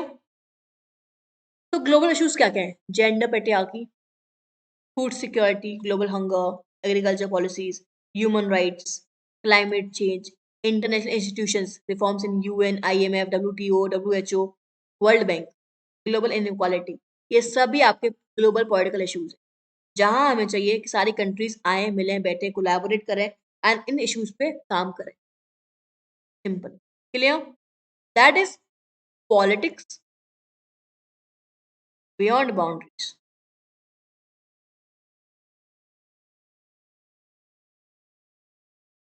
चलिए, अब आता है feminist perspective. The personal is political. शुरुआत कब हुई आपकी वे ऑफ फेमिनिज्म की? ये हुई आपकी 1960s में। ठीक है, जहां जो रेडिकल फेमिनिस्ट थे उन्होंने क्या किया? उन्होंने चैलेंज किया पब्लिक एंड प्राइवेट स्फेयर। ये हम बात करते आ रहे हैं स्टार्टिंग से ही, जो प्राइवेट स्फेयर है, जो हाउस होल्ड है, जो घर है, पति, बच्चे, ये औरत का काम है। ठीक है, women will handle this. And जो आपका पब्लिक स्फेयर है, ये काम करना, पैसे कमाना, डिसीजन बनाना, ये आपका मेन का काम है। तो हमने डिवाइड कर दिया है एंड इस वजह से है आपकी gender inequality. Because again public life में अगर पैसे कमा रहे हैं सारे के सारे मेन है, अगेन उनकी इकोनॉमिक कंडीशन बेटर है, राइट? पहली चीज। दूसरा, वही पब्लिक लाइफ में पार्टिसिपेट कर रहे हैं, सोसाइटी में पार्टिसिपेट कर रहे हैं, वही बना रहे हैं डिसीजंस। अगेन अगर कोई इंसान डिसीजन बना रहा है तो वो अपने बारे में पहले सोचेगा। ठीक है, चाहे वो सबकॉन्शियसली हो या कॉन्शियसली हो, इंसान अपने बारे में सोचता है वेन एवर ही और she is making a decision. ठीक है, तो मैं अपने बारे में सोचेंगे एंड अपने अकॉर्डिंग पॉलिसीज लॉज लेके आएंगे, राइट? बिकॉज वही है पब्लिक लाइफ में, तो they are the one who are making the decisions, right? तो अब क्या हुआ, जो फीमेल है उनकी वॉइस तो पहुंच ही नहीं पाई पब्लिक लाइफ तक, और ना ही उनके according policies I, because main अपने अकॉर्डिंग ही चीजें को अंडरस्टैंड करते हैं। ठीक है, सिंपल वही चीज है। तो इस वजह से जेंडर इनइक्वालिटी और क्रिएट हो गई। इवन आज के टाइम में पेटियागी क्यों आई? Because of this public and private sphere. Simple, because public life में हमेशा हमने मेन को अलाउ किया है, इसलिए आज भी उनकी economic condition is far better than women. ठीक है, आज भी इंडिया में मोस्टली या पूरे वर्ल्ड में देख लो, मोस्टली जो विमेन है कहीं ना कहीं डिपेंडेंट है ऑन मेन फाइनेंशियल लेवल पे। पहली चीज। दूसरा, अगर आप डिपेंडेंट हो जाओगे तो कहीं ना कहीं सामने वाले इंसान के बाद आती है authority. If he has authority then he can make decisions for you. Simple. So whoever, especially the girls, whoever is watching this lecture, guys, I would love to request you कि मैंने देखा इनफैक्ट, ठीक है, I was reading this article recently. It is about the investment and everything. ठीक है, because I have a lot of interest in investments, how financial markets work. Okay, तो मैं article read कर रही थी and I saw that around only 14% women invest. Because होता क्या है ना, इट इज नॉर्मल सी चीज है जो आजकल की women, even I have seen that we talk about shopping, discounts, sale, ठीक है, वेयर एज जो मेन है they are building wealth, they are investing their money, they are looking at आपके real estate prices, they are investing into that.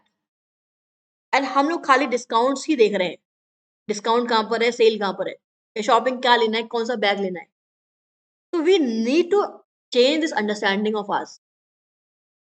ठीक है, I would love to request you, all the women watching this lecture, guys, please, ठीक है, जब भी आप कमाओगे, जब भी आप नहीं कमा रहे हो, फिर भी फाइनेंशियल अंडरस्टैंडिंग, फाइनेंशियल लिटरेसी होनी चाहिए कि अगर आपके पास पैसे हैं, किस तरीके से यूज करना है, किस तरीके से वेल्थ को बिल्डअप करना है, किस तरीके से उसको इन्वेस्ट करना है।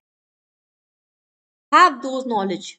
ठीक है, खाली एग्जाम क्लियर करने से कुछ नहीं होगा, अगर आपको एक्चुअल लाइफ में कुछ अच्छा करना है ना, learn about these things as well. ठीक है, ओनली देन हम पेट्रियार्की को बीट कर पाएंगे।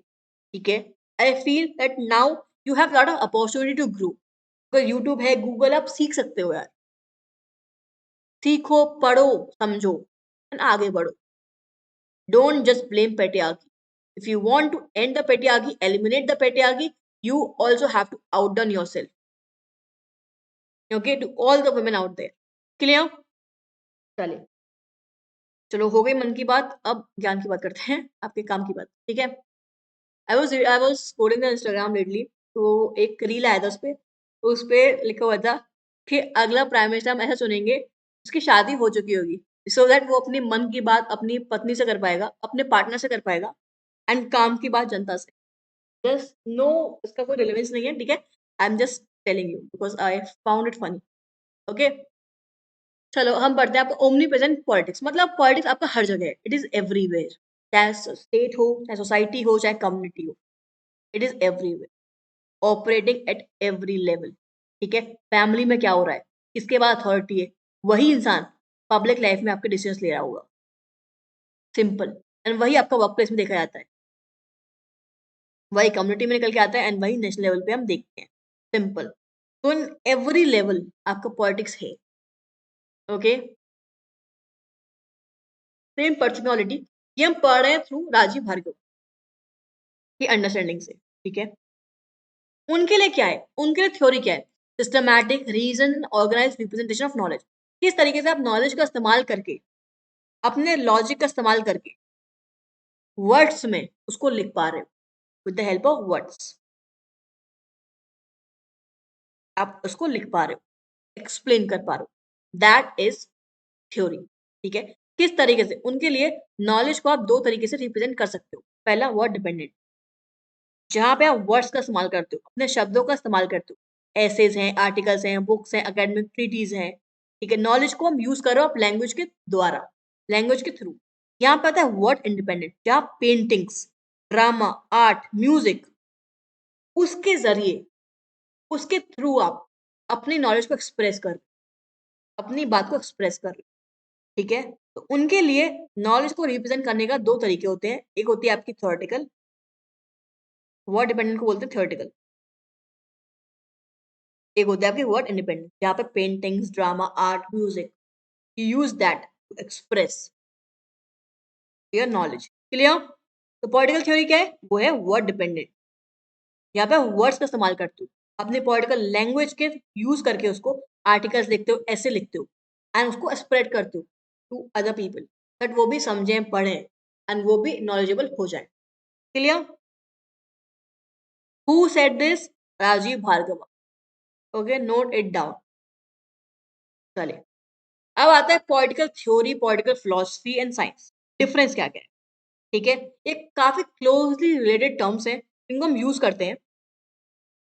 ठीक है, एज सिमिलर कि political philosophy, political theory, political science same ही चीज है, बट ऐसा नहीं है, अलग अलग है। ठीक है, चलो, बेसिकली आप सिंपल समझेगा। देखो, पॉलिटिकल थ्योरी है ना, वो सिंपल बात करती है आइडियाज, वैल्यूज, ठीक है, फिलोसफीज अबाउट पॉलिटिक्स। वेयर है आपकी पॉलिटिकल साइंस जो है, तो ये मोर एम्पिरिकल होती है। साइंस आ गई ना यहाँ पे, वही एक्सपेरिमेंटेशन, एक्सपेरिमेंटेशन हो गई, ऑब्जर्वेशन हो गई, ऑब्जर्वेशन है, फैक्ट्स है, डेटा है, इसको यूज करते हो, इसको इवेल्युएट करते हो, एंड उसके बेसिस पे आप थ्योरी को डेवलप करते हो, that is political science. And उसके बेसिस पे आप पॉलिटिक्स को समझने की कोशिश करते हो, राइट? तो यहाँ पे आप साइंस का इस्तेमाल कर रहे हो। पॉलिटिकल थ्योरी में आप सिंपली आइडियाज, वैल्यूज, फिलोसफीज, उनको इवेल्युएट करके डिफाइन कर रहे हो politics. Clear? Political philosophy simple, आपके वैल्यूज, आइडियाज, वही चीज है। ठीक है, तो ये जो डिसिप्लिन है तीन, political philosophy, political theory, political science, ये कहीं ना कहीं इंटरकनेक्टेड है। जहाँ पे आप मोरल एथिकल डायमेंशन बात करते हो आप, जब आपका प्लेटो कि what is right, what is wrong, he talked about justice, is simple. ठीक है, तो जिनकी थ्योरी थी वो फिलोसफी थी, वो खाली आइडियाज थे, मोरल्स थे कि कैसी सोसाइटी होनी चाहिए। ठीक है, फिर आता है आपका पॉलिटिकल साइंस, जो आता है आपके father of political science, Aristotle. Aristotle, जहां आप simply empirical data, experiments, observation, उसका इस्तेमाल करके चीजों को डिस्क्राइब करते हो, eight the same time evaluate करते हो एंड पढ़ते हो इंस्टीट्यूशंस को, बिहेवियर को एंड पावर को, using methods like observation, scientific आपका मेथड्स हो गए, रिसर्च मेथड्स हो गए, ठीक है। फिर आता है आपका पॉलिटिकल थ्योरी, जिसमें आप both normative ideals, values, morals उनको पढ़ते हो, eight the same time data, experiments उनको भी यूज करते हो, ताकि एक प्रॉपर अच्छी तरीके से थ्योरी आप बिल्डअप कर सको बेस्ड ऑन एविडेंस, ठीक है, क्लियर। तो दैट इज पॉलिटिकल थ्योरी। चलिए, अभी सिंपल आपका डिफरेंशिएशन है। जो पॉलिटिकल थ्योरी बात करता है आपके normative ideas like justice, equality, moral, use of power. Way political science empirical patterns, voting behaviour, institutional function, process क्या है, ठीक है, उन पे फोकस करते हैं हम ज्यादा, ठीक है। Observations, experimentation, clear. यहाँ पे हम लोग सिंपल आपका historical contextualisation, logical analysis, philosophical critique, हम ये बिल्डअप करते हैं। यहाँ पे हम data, surveys, stats, experiments, observation इसका इस्तेमाल करते हैं to build up a theory, okay. Core goal क्या है? सिंपल बताना कि क्या सही है, क्या गलत, what is right, what is wrong according to ethics, and evaluate करना चीजों को, ठीक है। यहाँ पे हम डिस्क्राइब करते हैं, एक्सप्लेन करते हैं एंड बताते हैं कि फ्यूचर में क्या हो सकता है, प्रिडिक्ट करते हैं बेस्ड ऑन रिसर्च, क्लियर। यहाँ पे हम स्कोप क्या, सोवरेनिटी, लिबर्टी, एथिकल गवर्नेंस उनके बारे में बात करते हैं। यहाँ पे international relations, comparative politics, public administration, हम इन सभी चीजों को पढ़ते हैं because we go through lot of thing, ठीक है।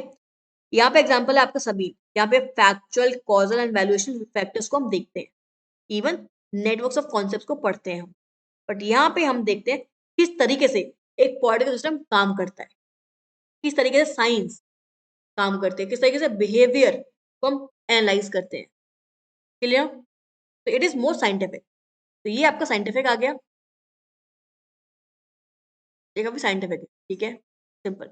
और ये मोस्टली आपका नॉर्मेटिव आ गया, मतलब जस्टिस, आइडियल्स, मोरल्स इनके बारे में बात करते हैं, क्लियर। ओके, अब आके आते हैं आपके डेविड हिल्ड, ठीक है, डेविड हिल्ड आते हैं आपके, जो बोलते हैं कि without political theory politics would be left to ignorance and lack of direction, because अगर हमें पॉलिटिक्स को पढ़ना है ना, तो हमें मोरल्स, वैल्यूज, आइडियल्स को पढ़ना जरूरी है, बिकॉज कोई भी इंसान without morals and without values नहीं होता। If we have to understand a system, a political phenomena, we also have to understand what values are followed there. क्या वैल्यूज को हम फॉलो कर रहे हैं वहां, सिंपल, ठीक है। विदाउट थ्योरी आपका जो पॉलिटिक्स है वो एमलेस हो जाएगा। हम नॉर्मली एक्सेप्ट कर रहे हैं, हम क्रिटिसाइज भी नहीं कर रहे हैं, हम क्वेश्चन भी नहीं कर रहे हैं, रिएक्टिव है, हम रिएक्ट कर रहे हैं, इनफैक्ट उसको सही करने की कोशिश भी नहीं कर रहे हैं, ठीक है। और कोई मोरल कंपस नहीं होगा कि क्या सही है क्या गलत है। विथ थ्योरी उसका टाइम के साथ इवॉल्व होगा कि क्या सही है, क्या सही होना चाहिए, ठीक है। क्रिटिकली इवेलुएट कर रहे हैं what is right, what is wrong, ठीक है। उसके अकॉर्डिंग हम चीजों को चेंज करने के लिए रिफॉर्म्स लेके आ रहे हैं एंड सोसाइटी को हम एक एथिकल गाइडेंस प्रोवाइड कर रहे हैं कि जस्टिस आ सके सोसाइटी में, ठीक है, एक बेटर सोसाइटी हम बना सके। तो with theory politics is better, ठीक है, because morals and values are very integral part of a society, of a system, तो हम उनको इग्नोर नहीं कर सकते, क्लियर। चलिए, अब आता है three fold task of political theory. Political theory के तीन टास्क होते हैं। पहला डिस्क्राइब करना, इसको मतलब क्या है, दूसरा को क्रिटिसाइज करना, इवैल्यूएट करना, क्रिटिसाइज करना कि क्या इश्यूज हैं, क्या फ्लॉज है, उसके अकॉर्डिंग रिफॉर्म्स लेके आना एंड अल्टरनेटिव विजन प्रोवाइड करना, ठीक है। लाइक कैपिटलिज्म, आपके कैपिटलिज्म को पहले तो जो मार्क्स उन्होंने डिस्क्राइब किया, एक्सप्लेन किया, फिर उसको क्रिटिसाइज किया कि उसमें क्या इश्यूज है, क्या इश्यूज नहीं है, उसके अकॉर्डिंग वो अपना नया अल्टरनेटिव विजन लेके आए सोशलिज्म, ठीक है। उसके इश्यूज भी समझे उन्होंने, फिर वो लेके आए कम्युनिज्म, राइट। इस तरीके से उन्होंने अपनी थ्योरी को बिल्डअप किया, एक्सप्लेन किया, डिस्क्राइब किया, इश्यूज को फाइंड आउट किया एंड उसके अकॉर्डिंग अल्टरनेटिव विजन्स लेके आए, अपनी थ्योरी बिल्डअप की, क्लियर।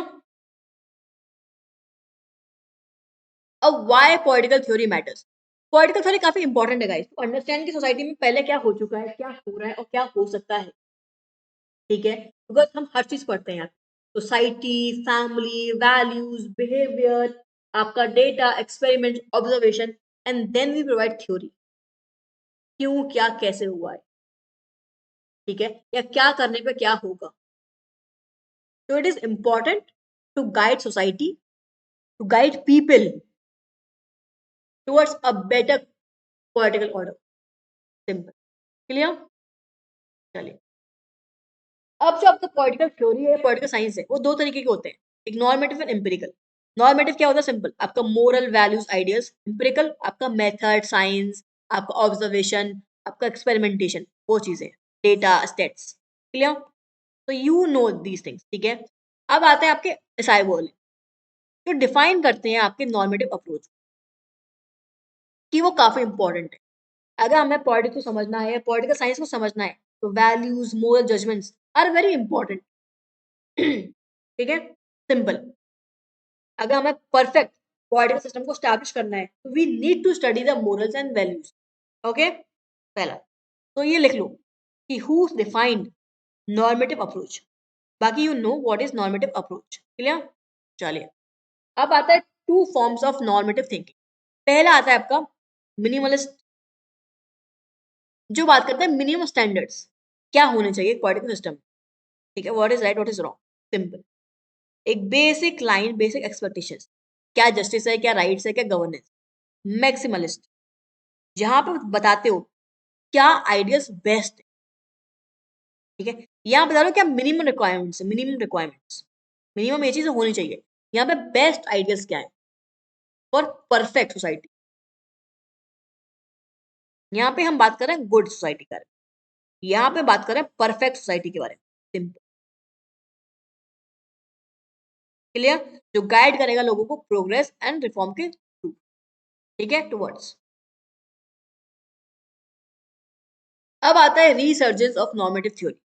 तो गाइस, अब नॉर्मेटिव थ्योरी का डिक्लाइन क्यों हुआ, पहले ये समझना इंपॉर्टेंट है. ठीक है, इसको हम बाद में पढ़ेंगे. ठीक है, हम पढ़ते हैं एम्पिरिकल. तो हुआ क्या गाइस, नॉर्मेटिव जो वैल्यूज थे, यहीं पे पढ़ सकते हैं उसे हम, कोई इशू नहीं है. तो हुआ क्या, नॉर्मेटिव थ्योरी में क्या आता है आपकी, values, moral, justice, wisdom, what is right, what is wrong, right, ethical thinking, moral values, ये सब आता है आपके नॉर्मेटिव थ्योरी में. अब हुआ क्या, वर्ल्ड वॉर 2 के बाद इतना सारा डिस्ट्रक्शन हो गया, तो जो राइट्स, वैल्यूज, लिबर्टी के बारे में बात कर रहे थे ना, किसी भी ने भी उन चीजों के बारे में सोचा ही नहीं कि what is right, what is justice, what is right, what is wrong, किसी ने सोचा ही नहीं. एंड वर्ल्ड वॉर 2 हो गई एंड इतना सारा डिस्ट्रक्शन हो गया, तो लोगों का जो विश्वास था नॉर्मेटिव थ्योरी से, वैल्यूज से, वो उठ गया. बिकॉज उनको लगा कि कोई भी इन चीजों में मानता नहीं है, ये सब कहने की बातें हैं, बट कोई भी एक्चुअली फॉलो नहीं करता है. तो वहां से शुरू हुआ आपका डिक्लाइन. रिसर्चर्स नहीं आएगा यहाँ पे, यहाँ पे आएगा डिक्लाइन. ठीक है, डिक्लाइन. लोगों की जो थिंकिंग थी टुवर्ड्स पॉलिटिकल थ्योरी, वो कहीं ना कहीं डिक्लाइन कर गई. ओके, ये पॉलिटिकल थ्योरी सिर्फ कहने की बातें हैं, कोई एक्चुअली इंप्लीमेंट नहीं कर रहा है उन वैल्यूज को, उन system. There is nothing called justice. ठीक है, फिर क्या हुआ, अलग थिंकर्स आए, Macpherson, Rawls, Dworkin, Amartya Sen, उन्होंने अपने अपने कॉन्सेप्ट्स लेके आए एंड वापस से वैल्यूज को, मोरल्स को, ठीक है, वैल्यू दी. एंड उनके वर्क्स के थ्रू लोगों ने वापस से जो उनकी ट्रस्ट था पॉलिटिकल थ्योरी पे, वो बिल्डअप करना शुरू कर दिया. ठीक है, तो याद रखना कि क्यों पॉलिटिकल थ्योरी का डिक्लाइन हुआ था, बिकॉज वर्ल्ड वॉर 2 हुई थी. वर्ल्ड वॉर 2 के बाद लोगों को लगा कि जो पॉलिटिकल थ्योरी के जो वैल्यूज है, आइडियल्स है, जस्टिस का कॉन्सेप्ट है, वो कुछ नहीं है, लोग सिर्फ कहने की बातें हैं, लोग इनको फॉलो कर ही नहीं रहे. That was the reason why it started declining. Okay, at the same time लोग अब बढ़ने लग गए थ्रू एम्पेरिकल अप्रोच, कि थ्योरी से कुछ नहीं होगा, कि वैल्यू से कुछ नहीं होगा, हमें चाहिए साइंस, हमें चाहिए फैक्ट्स, हमें चाहिए डेटा. ये नहीं है कि आपने कुछ भी बोल दिया और हमने मान लिया, ऐसा नहीं है. आपको प्रूव करना पड़ेगा आपकी थ्योरी को, why it is right, why it is justified, कहाँ ऐसा किया गया है, कहाँ ऐसा देखा गया है. सिंपल. ठीक है, आप पैटर्न्स को पढ़ोगे, समझोगे, आउटकम्स को देखोगे, डेटा को देखोगे, उसके अकॉर्डिंग अपनी थ्योरी बिल्डअप करोगे। Clear? Normative versus empirical. Normative बात करता है आपके वैल्यूज की, वैल्यूज, आइडियल्स, उनको इवैल्यूएट करता है। यहां पे हम देखते हैं फैक्ट्स, डेटा, ऑब्जर्वेशंस एंड बनाते हैं पैटर्न्स, उसके अकॉर्डिंग अपनी थ्योरी को करते हैं जस्टिफाइड। क्लियर? चलिए, सिंपल कोर डिफरेंस क्या है? Normative, what ought to be, क्या होना चाहिए, क्या आइडियल स्टेट होनी चाहिए। एम्पिरिकल, व्हाट इज, क्या है। यहाँ बात करते हैं फैक्ट पे, तो व्हाट इज रियलिटी, यहाँ पे क्या होना चाहिए। क्लियर? तो क्रिटिसिज्म भी है। काफी लोग बोलते हैं कि मोरालिटी सब्जेक्टिव भी है, सबके अकॉर्डिंग मोरल्स, वैल्यूज अलग अलग है। ठीक है, हर कंट्री की थिंकिंग अलग है, हर इंसान की थिंकिंग अलग है। ठीक है, तो हम मोरालिटी को कहीं ना कहीं डिफाइन कर नहीं सकते, सभी के लिए जस्टिस का मीनिंग अलग अलग है। ठीक है, at the same time empirical का भी क्रिटिसिज्म है कि खाली फैक्ट पे बात करते, कि देख ही नहीं रहा है कि वो रिलेवेंट है कि नहीं है, एक्चुअली कोई सोसाइटी में चेंज लेके आ रहा है कि नहीं आ रहा है। हम फैक्ट्स पे इतना फोकस कर रहे हैं कि हमने वैल्यूज पे ध्यान देना छोड़ दिया। बट अगर एक्चुअली हम सोसाइटी को पढ़ना है, पॉलिटिकल सिस्टम को पढ़ना है, तो वैल्यूज को पढ़ना जरूरी है, बिकॉज वैल्यूज को हम निकाल नहीं सकते इंसान से। सिंपल एम्पिरिकल का यही है कि you focus too much on facts and not on values, where as normative का लिमिटेशन है कि वैल्यूज, मोरल्स हर किसी के लिए अलग अलग है, उनको एक्सप्लेन करना, उनको जस्टिफाई करना इजी नहीं है। क्लियर? अब यहाँ पर रॉबर्ट ढाल का एक कोट है guys, important, note it down. In politics, not deciding is simply deciding to allow others to decide for you. मतलब अगर आप डिसाइड नहीं कर रहे ना, अगर आप डिसाइड नहीं कर रहे, अगर आप अपने डिसीजन खुद नहीं ले रहे, दूसरा आपके लिए डिसीजन ले लेगा। सिंपल ऐसा ही होता है। ठीक है, if women do not take responsibility of themselves, तो सिंपल है, डिसीजन उनके लिए कोई और लेगा। तो that's why be independent guys, anyone, चाहे वो बॉय हो, चाहे वो गर्ल हो, चाहे वो मेन हो, वुमेन हो, everyone should be independent. Otherwise आपके डिसीजंस आपके लाइफ पार्टनर्स या आपकी फैमिली लेती रहेगी। क्लियर? पॉलिटिक्स वही है, अगर जनता अपना डिसीजन खुद नहीं ले रही है, तो फिर गवर्नमेंट उनके लिए डिसीजन ले लेगी। You have to take a decision for yourself, otherwise others will take it for you. Okay, अब नीड फॉर इंटीग्रेशन, इस आपके नॉर्मेटिव के भी प्रॉज है और कॉन्स है, आपके एम्पिरिकल के भी कॉन्स एंड प्रॉज है, उनको मिलाएंगे हम दोनों को, उनको लेके आएंगे साथ में, जहां हम वैल्यूज को भी पढ़ेंगे, आइडियाज को भी पढ़ेंगे, eight the same time scientific study भी करेंगे। वहां से निकल के आता है आपका political science.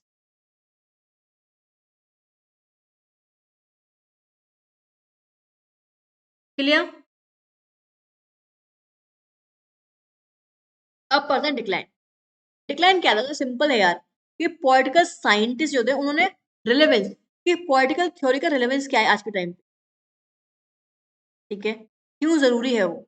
Eight the same time world war 2 हो गया था, किसी ने भी moral, right, wrong, ethical understanding, किसी ने भी इन चीजों के बारे में नहीं सोचा, तो लोगों का ट्रस्ट कहने उठ गया था कि ये सब कहने की बातें हैं, जस्टिस, विजडम, क्वालिटी, राइट्स, कोई एक्चुअली फॉलो नहीं करता है, पहली चीज।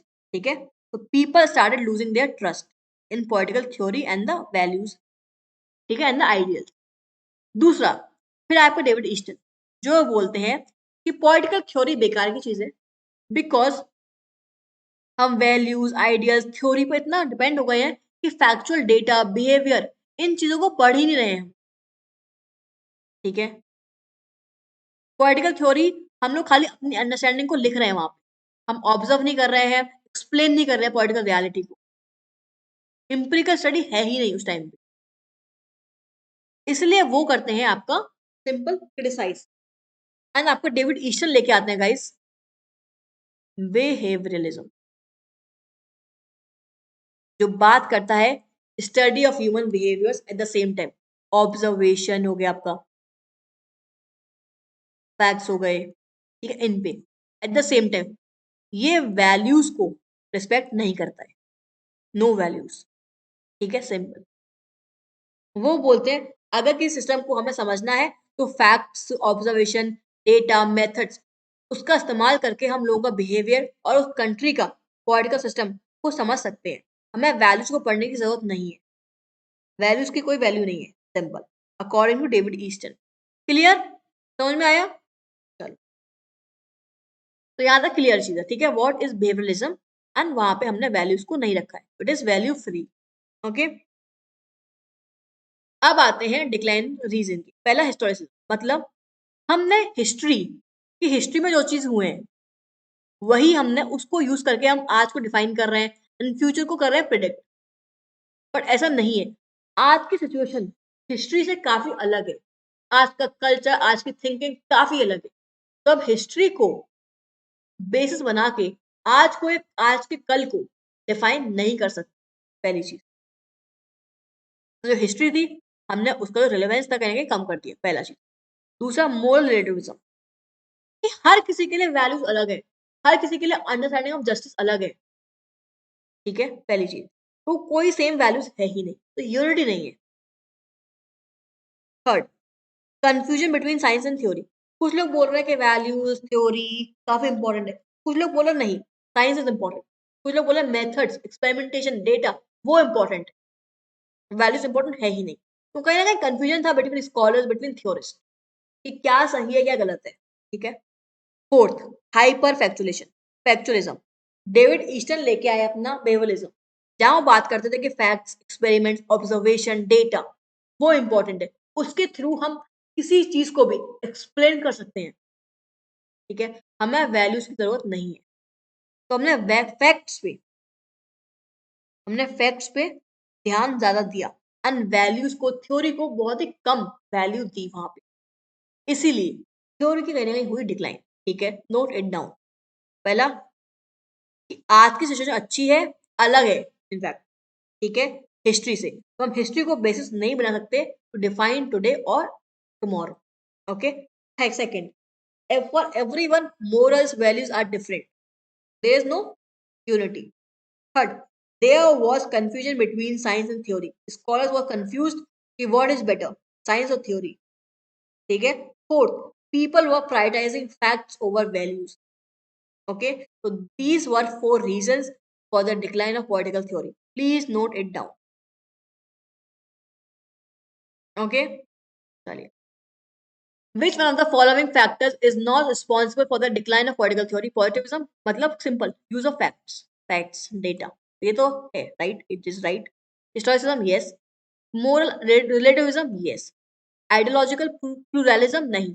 ठीक है, ये हमने सेलिब्रेट करना शुरू किया पोस्ट बिहेवियरलिज्म,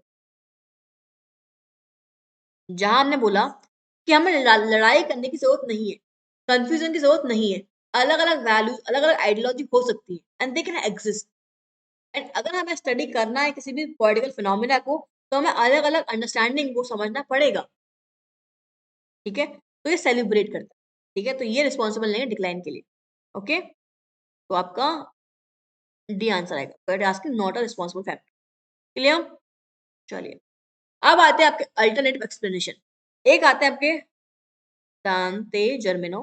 ठीक है, इनकी बुक है guys, note it down, beyond ideology, the revival of political theory. ये बोलते हैं कि there are two primary reason for the decline of political theory. पहला, क्रेज फॉर साइंस, कि हमने साइंस को इतनी वैल्यू दे दी कि हम वैल्यूज को भूलते चले गए, पहला। दूसरा, culmination of ideological evolution to into Marxism, कि हमने सिंपल जो आइडियोलॉजी थी ना, इतनी सारी आइडियोलॉजी थी, हमने उनको सबको मिला के एक आइडियोलॉजी को सपोर्ट कर दिया, मार्क्सिज्म, उनके अकॉर्डिंग, कि बाकी जो आइडियोलॉजीज थी उनका रिलेवेंस कम हो गया। ठीक है, these are the reasons for the decline of आपका political theory according to Dante Germino. Note it down. फिर आता है आपका सीईजी कैटलिन, इनकी बुक है गाइस, इनका वर्क है science and methods of politics, जो बोलते हैं कि हमने साइंस को इतनी वैल्यू दे दी ना कि वैल्यूज को हमने साइडलाइन कर दिया, कि वैल्यू फ्री साइंस, साइंस है बट वैल्यू नहीं है, सिंपल। एंड हमने सिंपल ये समझा कि जो वैल्यू सिस्टम है ना वो वर्क ही नहीं करता है, इट इज डिफरेंट। ठीक है। इनफैक्ट पावर भी एक सिस्टमैटिक वे में, साइंटिफिक वे में वर्क करती है, उसका भी कोई रिलेशन नहीं है वैल्यू सिस्टम से, इसीलिए डिक्लाइन हुआ है आपका पॉलिटिकल थ्योरी का। Note it down, clear, simple. अब आता है behaviour revolution, as I told you, by David Easton. Behavior revolution is one of the reasons, guys, for the decline of political theory. Talks about आपका empirical study. पहले के time में होता क्या था गाइस, थ्योरी में हम खाली वैल्यूज को पढ़ते थे, वैल्यूज हो गए, आइडियल्स हो गए, ठीक है, व्हाट इट इज, क्या चीज है, मीनिंग बताते, what is mean by this, ठीक है, व्हाट ऑट टू बी। हम खाली पहले पॉलिटिकल थ्योरी में यही पढ़ते थे। अब वर्ल्ड वॉर टू के बाद लोगों का कहीं ना कहीं विश्वास उठ गया। एट द सेम टाइम लोगों ने फैक्ट्स पे ज्यादा ध्यान देना शुरू कर दिया कि वैल्यूज की कोई इंपॉर्टेंस है नहीं इतनी, ठीक है, फैक्चुअल डेटा इंपॉर्टेंट है, अगर थ्योरी वहां से निकल के आ रही है तो इट इज राइट, ठीक है। तो बिहेवियर रिवॉल्यूशन फोकस करता है आपका एम्पिरिकल स्टडी, मतलब डेटा फैक्ट, सेम पॉजिटिविज्म, इसका मतलब भी वही है guys, facts data and behaviour of individuals.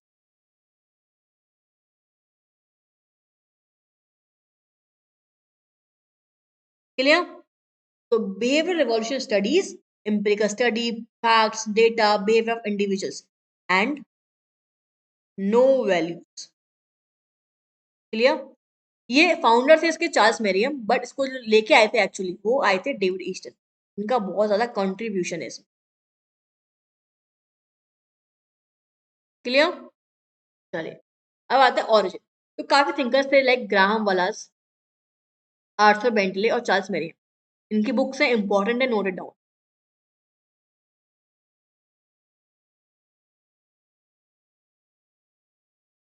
अब जो आपको ग्राहम वलास है वो बोलते हैं कि फैक्ट्स एविडेंस काफी इंपॉर्टेंट है, अंडरस्टैंड ह्यूमन नेचर, पैटर्न समझना इंपॉर्टेंट है, ठीक है। आर्थर बेंटले अपनी book the process of government, ठीक है, वो बात करते थे कि पॉलिटिकल प्रोसेस क्या है, प्रोसीजर क्या है, क्या मेथड्स यूज हो रहे हैं, वो इंपॉर्टेंट है to understand political institutions, political phenomena. Charles Merriam, जिनको बोला जाता है फाउंडर, ठीक है, फाउंडर ऑफ बेवलिज्म, कौन है? चार्ल्स मेरियम। वो बोलते हैं कि सोसाइटी में या थ्योरी में कि हम साइंटिफिक चीजों को यूज ही नहीं कर रहे, साइंटिफिक वे को यूज ही नहीं कर रहे हैं, हम एक्सपेरिमेंट, एविडेंस, ऑब्जर्वेशन, उनको यूज ही नहीं कर रहे हैं, अपनी बट अंडरस्टैंडिंग के अकॉर्डिंग चीजें लिखते जा रहे हैं, विच इज रॉन्ग। तो वो बात करती है कि किस तरीके से थ्योरी में लैक करता है आपका साइंटिफिक राइगर।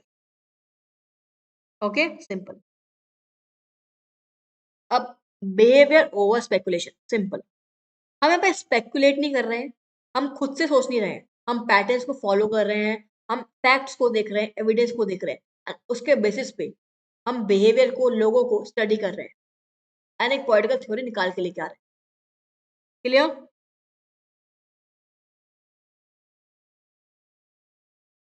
तो ग्राम वलास वही बोलते हैं कि we are understanding political process by how people actually behave, किस तरीके से वो एक्चुअली बिहेव कर रहे हैं, ना कि स्पेकुलेट किस तरीके से उनको बिहेव करना चाहिए।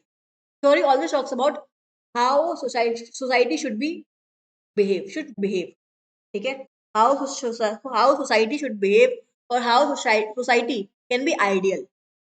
तो हम फ्यूचर की बात कर रहे होते हैं, स्पेकुलेट कर रहे हैं, प्रेडिक्ट कर रहे हैं, बट यहाँ पे बात कर रहे हैं व्हाट इट इज, क्या है, क्या एक्चुअल लोग अभी के टाइम पे बिहेव कर रहे हैं, सिंपल। ओके, तो ये है आपके डेविड ईस्टन के 8 टेनेट्स ऑफ बेवलिज्म। ये I have told you already guys, ठीक है, in my video in behaviouralism, ये ऑलरेडी अवेलेबल होगी, you can check it out, ठीक है। Also before moving ahead I want to tell you, whoever is new to this YouTube channel, ठीक है, we have a website called Political Science Solution, ठीक है, यहाँ पे आपको UGC net, CUT PG, CUT UG, college study material, mock test, PYQ सब कुछ मिल जाएगा, ठीक है। जस्ट क्लिक ऑन दैट, जब आपने क्लिक किया UGC नेट पे, ठीक है, पेज ओपन हो गया, notes, video lessons, mock test, syllabus. I can guarantee it is the best platform for political science students, okay. आप सिंपल जाओगे वीडियो लेसन्स पे,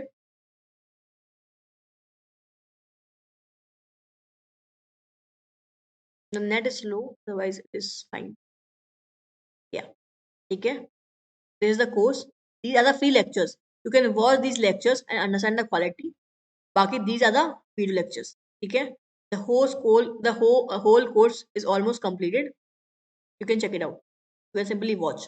ठीक है, यहाँ पे आपके मॉक टेस्ट भी हैं, CUET PG, UC net, first study material, everything is there basically. ठीक है, please do check out. Okay, this is UC net.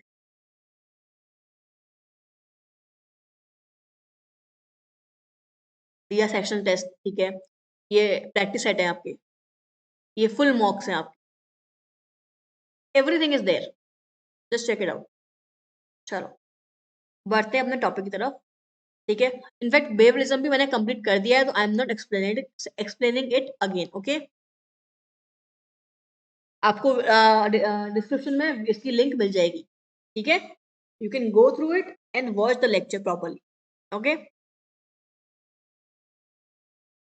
अब आता है rise of scientific political science. Simple, जैसे जैसे आपका बेवलिज्म ने अपना एस्टैब्लिशमेंट किया, वैसे ऐसे लोगों ने साइंस को वैल्यू देना शुरू कर दिया.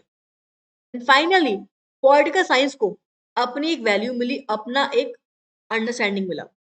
ठीक है, एंड लोगों ने उसको रिकॉग्नाइज किया एज ऑटोनमस डिसिप्लिन.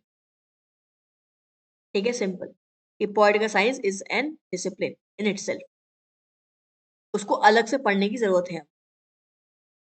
ठीक है, simple, political theory plus empirical study मिलके बना आपका पॉलिटिकल साइंस.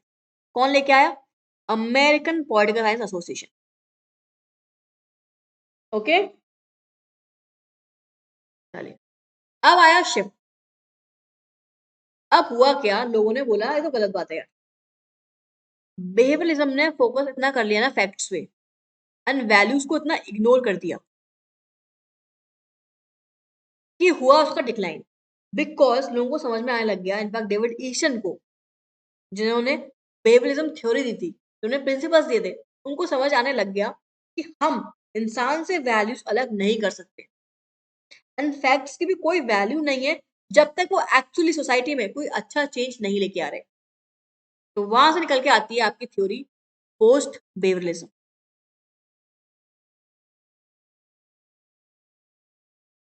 कि हम सिंपली इतना फैक्ट्स डेटा डेटा कर रहे हैं, कोई एक्चुअली रिलेवेंट नहीं है. एट द सेम टाइम कोई भी प्रॉब्लम सॉल्विंग सोसाइटी में नहीं हो रहा है. ठीक है, हम मेथड्स में ही लिमिट होकर रह जा रहे हैं, हम एक्चुअल रिसर्च कर ही नहीं रहे हैं.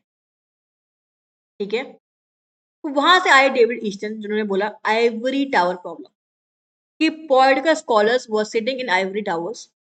वो कोशिश कर रहे हैं अपने मेथड्स को, अपने टेक्निक्स को बेटर और परफेक्ट करने की कोशिश कर रहे हैं, बट एक्चुअल सोसाइटी में कुछ हो ही नहीं रहा है. सोसाइटी में कोई अच्छा चेंज आ ही नहीं रहा है. People are just focusing on improving their tools, but कोई action is not there.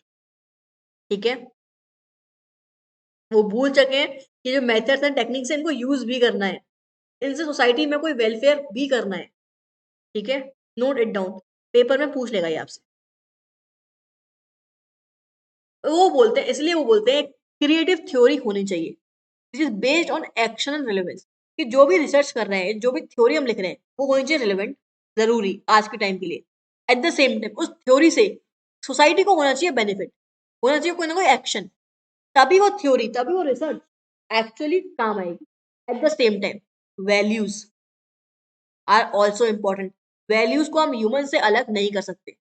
Every individual is working according to the values he she has.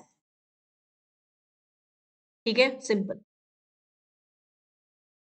तो यहां से निकल के आता है आपका पोस्ट बिहेवियरलिज्म, जो बात करता है values, relevance and action plus fact. ये चारों चीजें चाहिए हमें.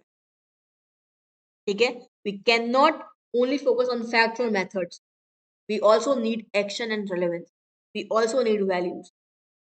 Only then we can make some good change in society and have the welfare. Okay, चलो अब कुछ थिंकर्स हैं जिन्होंने आपको क्रिटिसाइज किया है.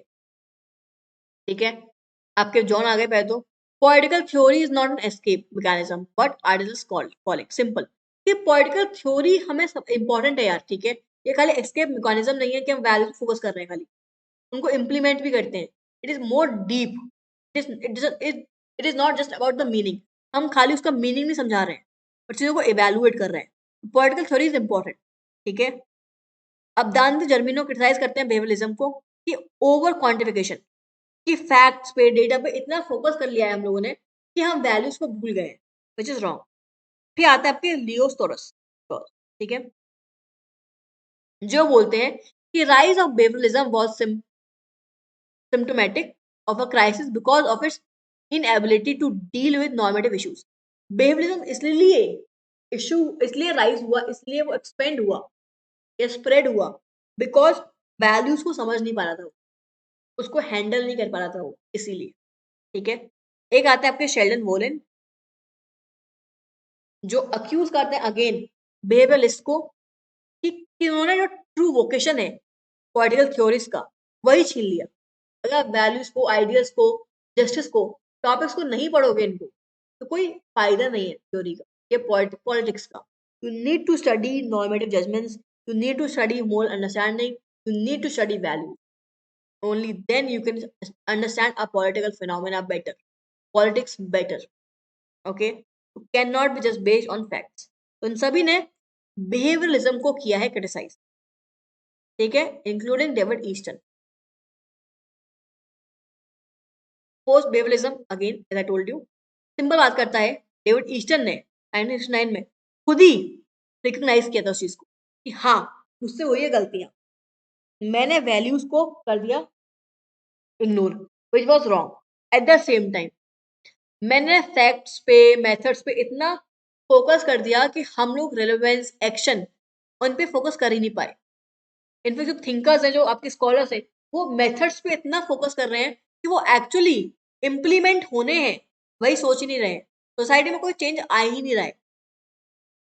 तो वहां लेके आते हैं वो पोस्ट बिहेवियरल रिवॉल्यूशन कि हमें एक्शन, रिलेवेंस, उन पे भी फोकस करना है।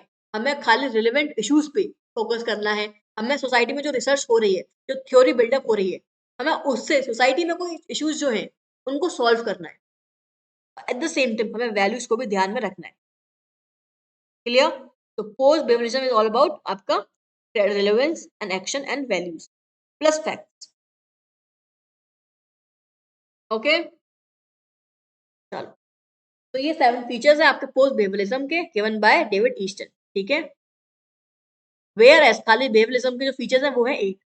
ठीक है, ये पढ़ा चुकी हूँ, डिस्क्रिप्शन में आपको लिंक मिल जाएगी for behaviourism. Okay, please make sure कि आपने उसको पढ़ा हुआ है। फिर आता है डायलेक्टिक सिंथेसिस। ठीक है, post behaviourism synthesis, behaviourism antithesis and normative political thesis, पहले ये आई। ठीक है, अब उसके रिस्पॉन्स में आया बिहेवियरिज्म कि वैल्यूज की इतना अंडरस्टैंडिंग नहीं है। इवन सेकेंड वर्ल्ड वॉर हो गई, किसी ने भी वैल्यूज पर इतना ध्यान दिया नहीं। तो फैक्ट्स इंपॉर्टेंट है, एविडेंस, ऑब्जर्वेशन इंपॉर्टेंट है। ठीक है, फिर इसको काउंटर करते हुए आया आपका पोस्ट बिहेवियरिज्म कि नहीं भाई, खाली फैक्ट से कुछ नहीं होगा, हमें वैल्यूज और एक्शन और रिलेवेंस उन पे भी फोकस करना पड़ेगा। फिर निकल के आया आपका पोस्ट बिहेवियरिज्म। क्लियर? पहले ये आई शुरुआत हुई, इसको चैलेंज करते हुए आया बिहेवियरिज्म, एंड बिहेवियरिज्म को चैलेंज करते हुए आया आपका post behaviourism. Clear? Thesis, antithesis and synthesis. Clear? तो शिफ्ट आपका जो आप अंडरस्टैंडिंग थी प्योर साइंस, शिफ्ट हो गया अप्लाइड साइंस। साइंस को अप्लाई भी किया जाएगा to solving the problems of society, to make it better. ठीक है, clear? Question, which of the following lamented the death of political philosophy? तो ये है आपके आपके guys Peter Laslett, note it down. ठीक है, who among the following is not associated with the decline of political theory? ये है आपके Jean Blondel guys, note it down कौन कौन नहीं है। ठीक है, ये important to know that. Okay, please इनको आप लिख लो यार। ठीक है, याद रखो, देखो जो आपके पीटर लास्लेट है ना, वो सिंपल बात करते थे कि किस तरीके से जो आपका हिस्टोरिसिज्म है या आपका साइंस है, उन्होंने एक्चुअली पॉलिटिकल फिलोसफी को कहीं ना कहीं थ्रेट कर दिया है कि लोग फिलोसफी में इतना बिलीव कर ही नहीं रहे हैं, लोग फैक्ट्स उसकी तरफ बढ़ रहे हैं आगे। ठीक है ना? पीपल लाइक फैक्ट्स, डेटा, वो इंपॉर्टेंट है, फिलोसफी से कुछ नहीं होता है। तो ये आपके पीटर लास्लेट है, नोट इट डाउन। ठीक है, तो डिक्लाइन ऑफ पॉलिटिकल थ्योरी कौन बिलीव करता था उस चीज में? Peter Laslett, David Easton and Alfred Cobban. Clear? चलिए, ऑल्सो एक चीज और, पीटर लास्लेट एंड रॉबर्ट ढाल, ये दो लोग हैं जिन्होंने बोला कि political philosophy is dead. Simple, dead मान दिया। ठीक है, और ये जो आपके हैं आपके डेविड ईस्टन एंड कॉबन, ये बोलते थे कि वो डिक्लाइनिंग है, वो डिक्लाइन कर रही है धीरे धीरे करके। ठीक है, तो डिफरेंस है। अगर क्वेश्चन में पूछता है कि who said political theory is declining, तो इसका आंसर आएगा David Easton and Alfred Cobban. Paper में पूछता है who said political philosophy is already dead, मर चुकी है वो है आपका Laslett and Robert Dahl. Note it down. Clear? And Jean Blondel ने कभी सपोर्ट नहीं किया था, वो बोलते थे कि पॉलिटिकल थ्योरी को डिक्लाइन हो ही नहीं सकता। ओके, तो इसका आंसर सी आएगा। चलिए, who among the following refer to the decline of political theory? Again आपके ए तो आएगा ही आएगा।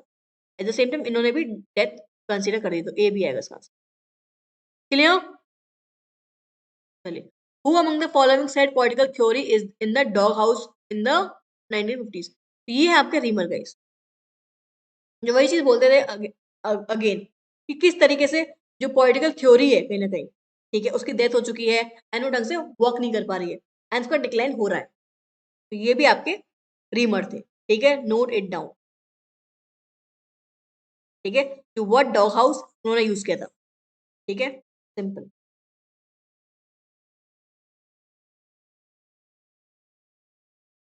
अब आया आपका रिसर्चर्स, किस तरीके से पॉलिटिकल थ्योरी ने वापस से अपनी पहचान पाई, किस तरीके से फाइनली इस रिवाइटलाइज्ड इट्स आइडेंटिटी। पहले आता है ईसाई बोले, वो बोलते हैं कि ऐसी कोई एज हो ही नहीं सकती विदाउट पॉलिटिकल फिलोसफी। जब तक लोगों के अंदर क्यूरियोसिटी है, जब तक उनको अंडरस्टैंड करना है, इवेल्युएट करते रहेंगे, ठीक है, क्वेश्चन करते रहेंगे, जब तक पॉलिटिकल थ्योरी कहीं भी नहीं जाएगी। इट विल नेवर डाई और डिसअपियर। ठीक है, फिर आते हैं जॉर्ज सबीन, वो बोलते थे कि पॉलिटिकल थ्योरी अगर सिस्टमैटिक है, डिसिप्लिन इन्वेस्टिगेशन है, उसका डेड होना पॉसिबल ही नहीं है। ठीक है, तीसरा आता है आपके रॉल्स, जो देते हैं अपने थ्योरी ऑफ जस्टिस, जहाँ वो बात करते हैं आइडियल्स की, अगेन जस्टिस के बारे में बात करते हैं। What is justice? It is again आपका नॉर्मेटिव आइडियल, जो बात करता है नॉर्मेटिव पॉलिटिकल थ्योरी की।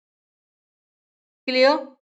तो these things believe that political theory can never die और रिवाइटलाइज्ड, स्पेशली जॉन रॉल्स। बोला जाता है कि जो रिवाइव किया है ना पॉलिटिकल थ्योरी को अपने थ्योरी ऑफ जस्टिस में, वो किया है जॉन रॉल्स ने। क्लियर? Note it down. ये पूछता है पेपर में, who is credited to the resurgence of the normative political theory? Rawls, because he talked about justice. ठीक है, और नॉर्मेटिव बात करता है आपके moral ideals, justice, wisdom, ethics, उसके बारे में। क्लियर? चलिए, देखो आ गया, who among the following associated with the resurgence of the political theory? तो इसमें आते हैं आपके गाइस, इसका आंसर है वोजलेन, ये हमने पढ़ा हुआ है। देखो, ये दोनों ही इन्होंने बोला है डिक्लाइन कर रहा है, इन्होंने और ढाल ने बोला है कि डेथ हो चुकी है पॉलिटिकल थ्योरी की। बचा कौन? वोजलेन। सिंपल आंसर यही। क्लियर? कंक्लूजन यार, तो पॉलिटिकल थ्योरी और पॉलिटिकल साइंस काफी इंपॉर्टेंट रोल निभाते हैं आज के टाइम। ठीक है, पॉलिटिकल साइंस क्या है? सिंपल, आपका political theory plus empirical investigation, जहां हम एक्सपेरिमेंटेशन, ऑब्जर्वेशन, डेटा का इस्तेमाल भी करते हैं, eight the same time philosophy को भी बिल्डअप करते हैं। ठीक है, जहां हम नॉर्मेटिव और एम्पिरिकल दोनों चीजों को लेके समझ के थ्योरी को बिल्डअप करते हैं। ठीक है, अपने कंक्लूजन प्रोवाइड करते हैं। So, political science or political theory is very, very important in order to understand any political phenomena of any country, of any system. Okay, that's it. Question, guys. Which of the following statement are true regarding political theory? Okay. आज के time में guys political theory देखो, ये कहीं ना कहीं synthesize are true पूछा ना, ठीक है। साइंटिफिज्म एंड रिप्यूटेस नॉर्मेटिज्म नहीं, इग्नोर नहीं करता भाई, तो ये तो नहीं होगा, ठीक है। It synthesises political philosophy and scientific inquiry of political phenomena. It is structural institutional and examine logic and basic political institutions. ये आ गया, पॉलिटिकल सॉरी फिलोसफिकल भी है एंड आपका साइंटिफिक, नॉर्मेटिव भी है और एम्पेरिकल भी है, ठीक है। एक्सप्लेनेटरी भी है, हिस्टोरिकल भी है, एनालिटिकल भी है, ठीक है। सब कुछ आता है इसके अंदर। इट इज मल्टी डायमेंशनल, ये आपको पहले बता चुकी हूँ, ठीक है। तो उसका आंसर आएगा डी, क्योंकि इसमें सब कुछ आ गया ऑलरेडी। सी आंसर, ठीक है। तो ये देखा करो डी किसमें लिखा हुआ है, सी में लिखा है तो सी आंसर है, ये नहीं है कि डी है तो डी कर आओगे, ठीक है ना। Read question properly. चलिए, thank you so much guys, finally your topic political theory is done. I hope now you have understood what is political theory, who said what about political theory, who gave what definition about political theory. This is Telegram channel, daily task, आपको extra notes, PYQs, daily updates आपको यहाँ मिल जाएंगे, ठीक है। Instagram ID है ये, ठीक है। फॉलो करना नहीं करना आपकी मर्जी। इस ईमेल आईडी कोई भी क्वेरी है, कोई भी डाउट है, आप ईमेल कर सकते हो। बाकी if you are liking the content guys, please make sure करो कि लाइक, सब्सक्राइब एंड शेयर करो, ठीक है। It motivates us and thank you so much. चलो bye bye, I hope you had a good time.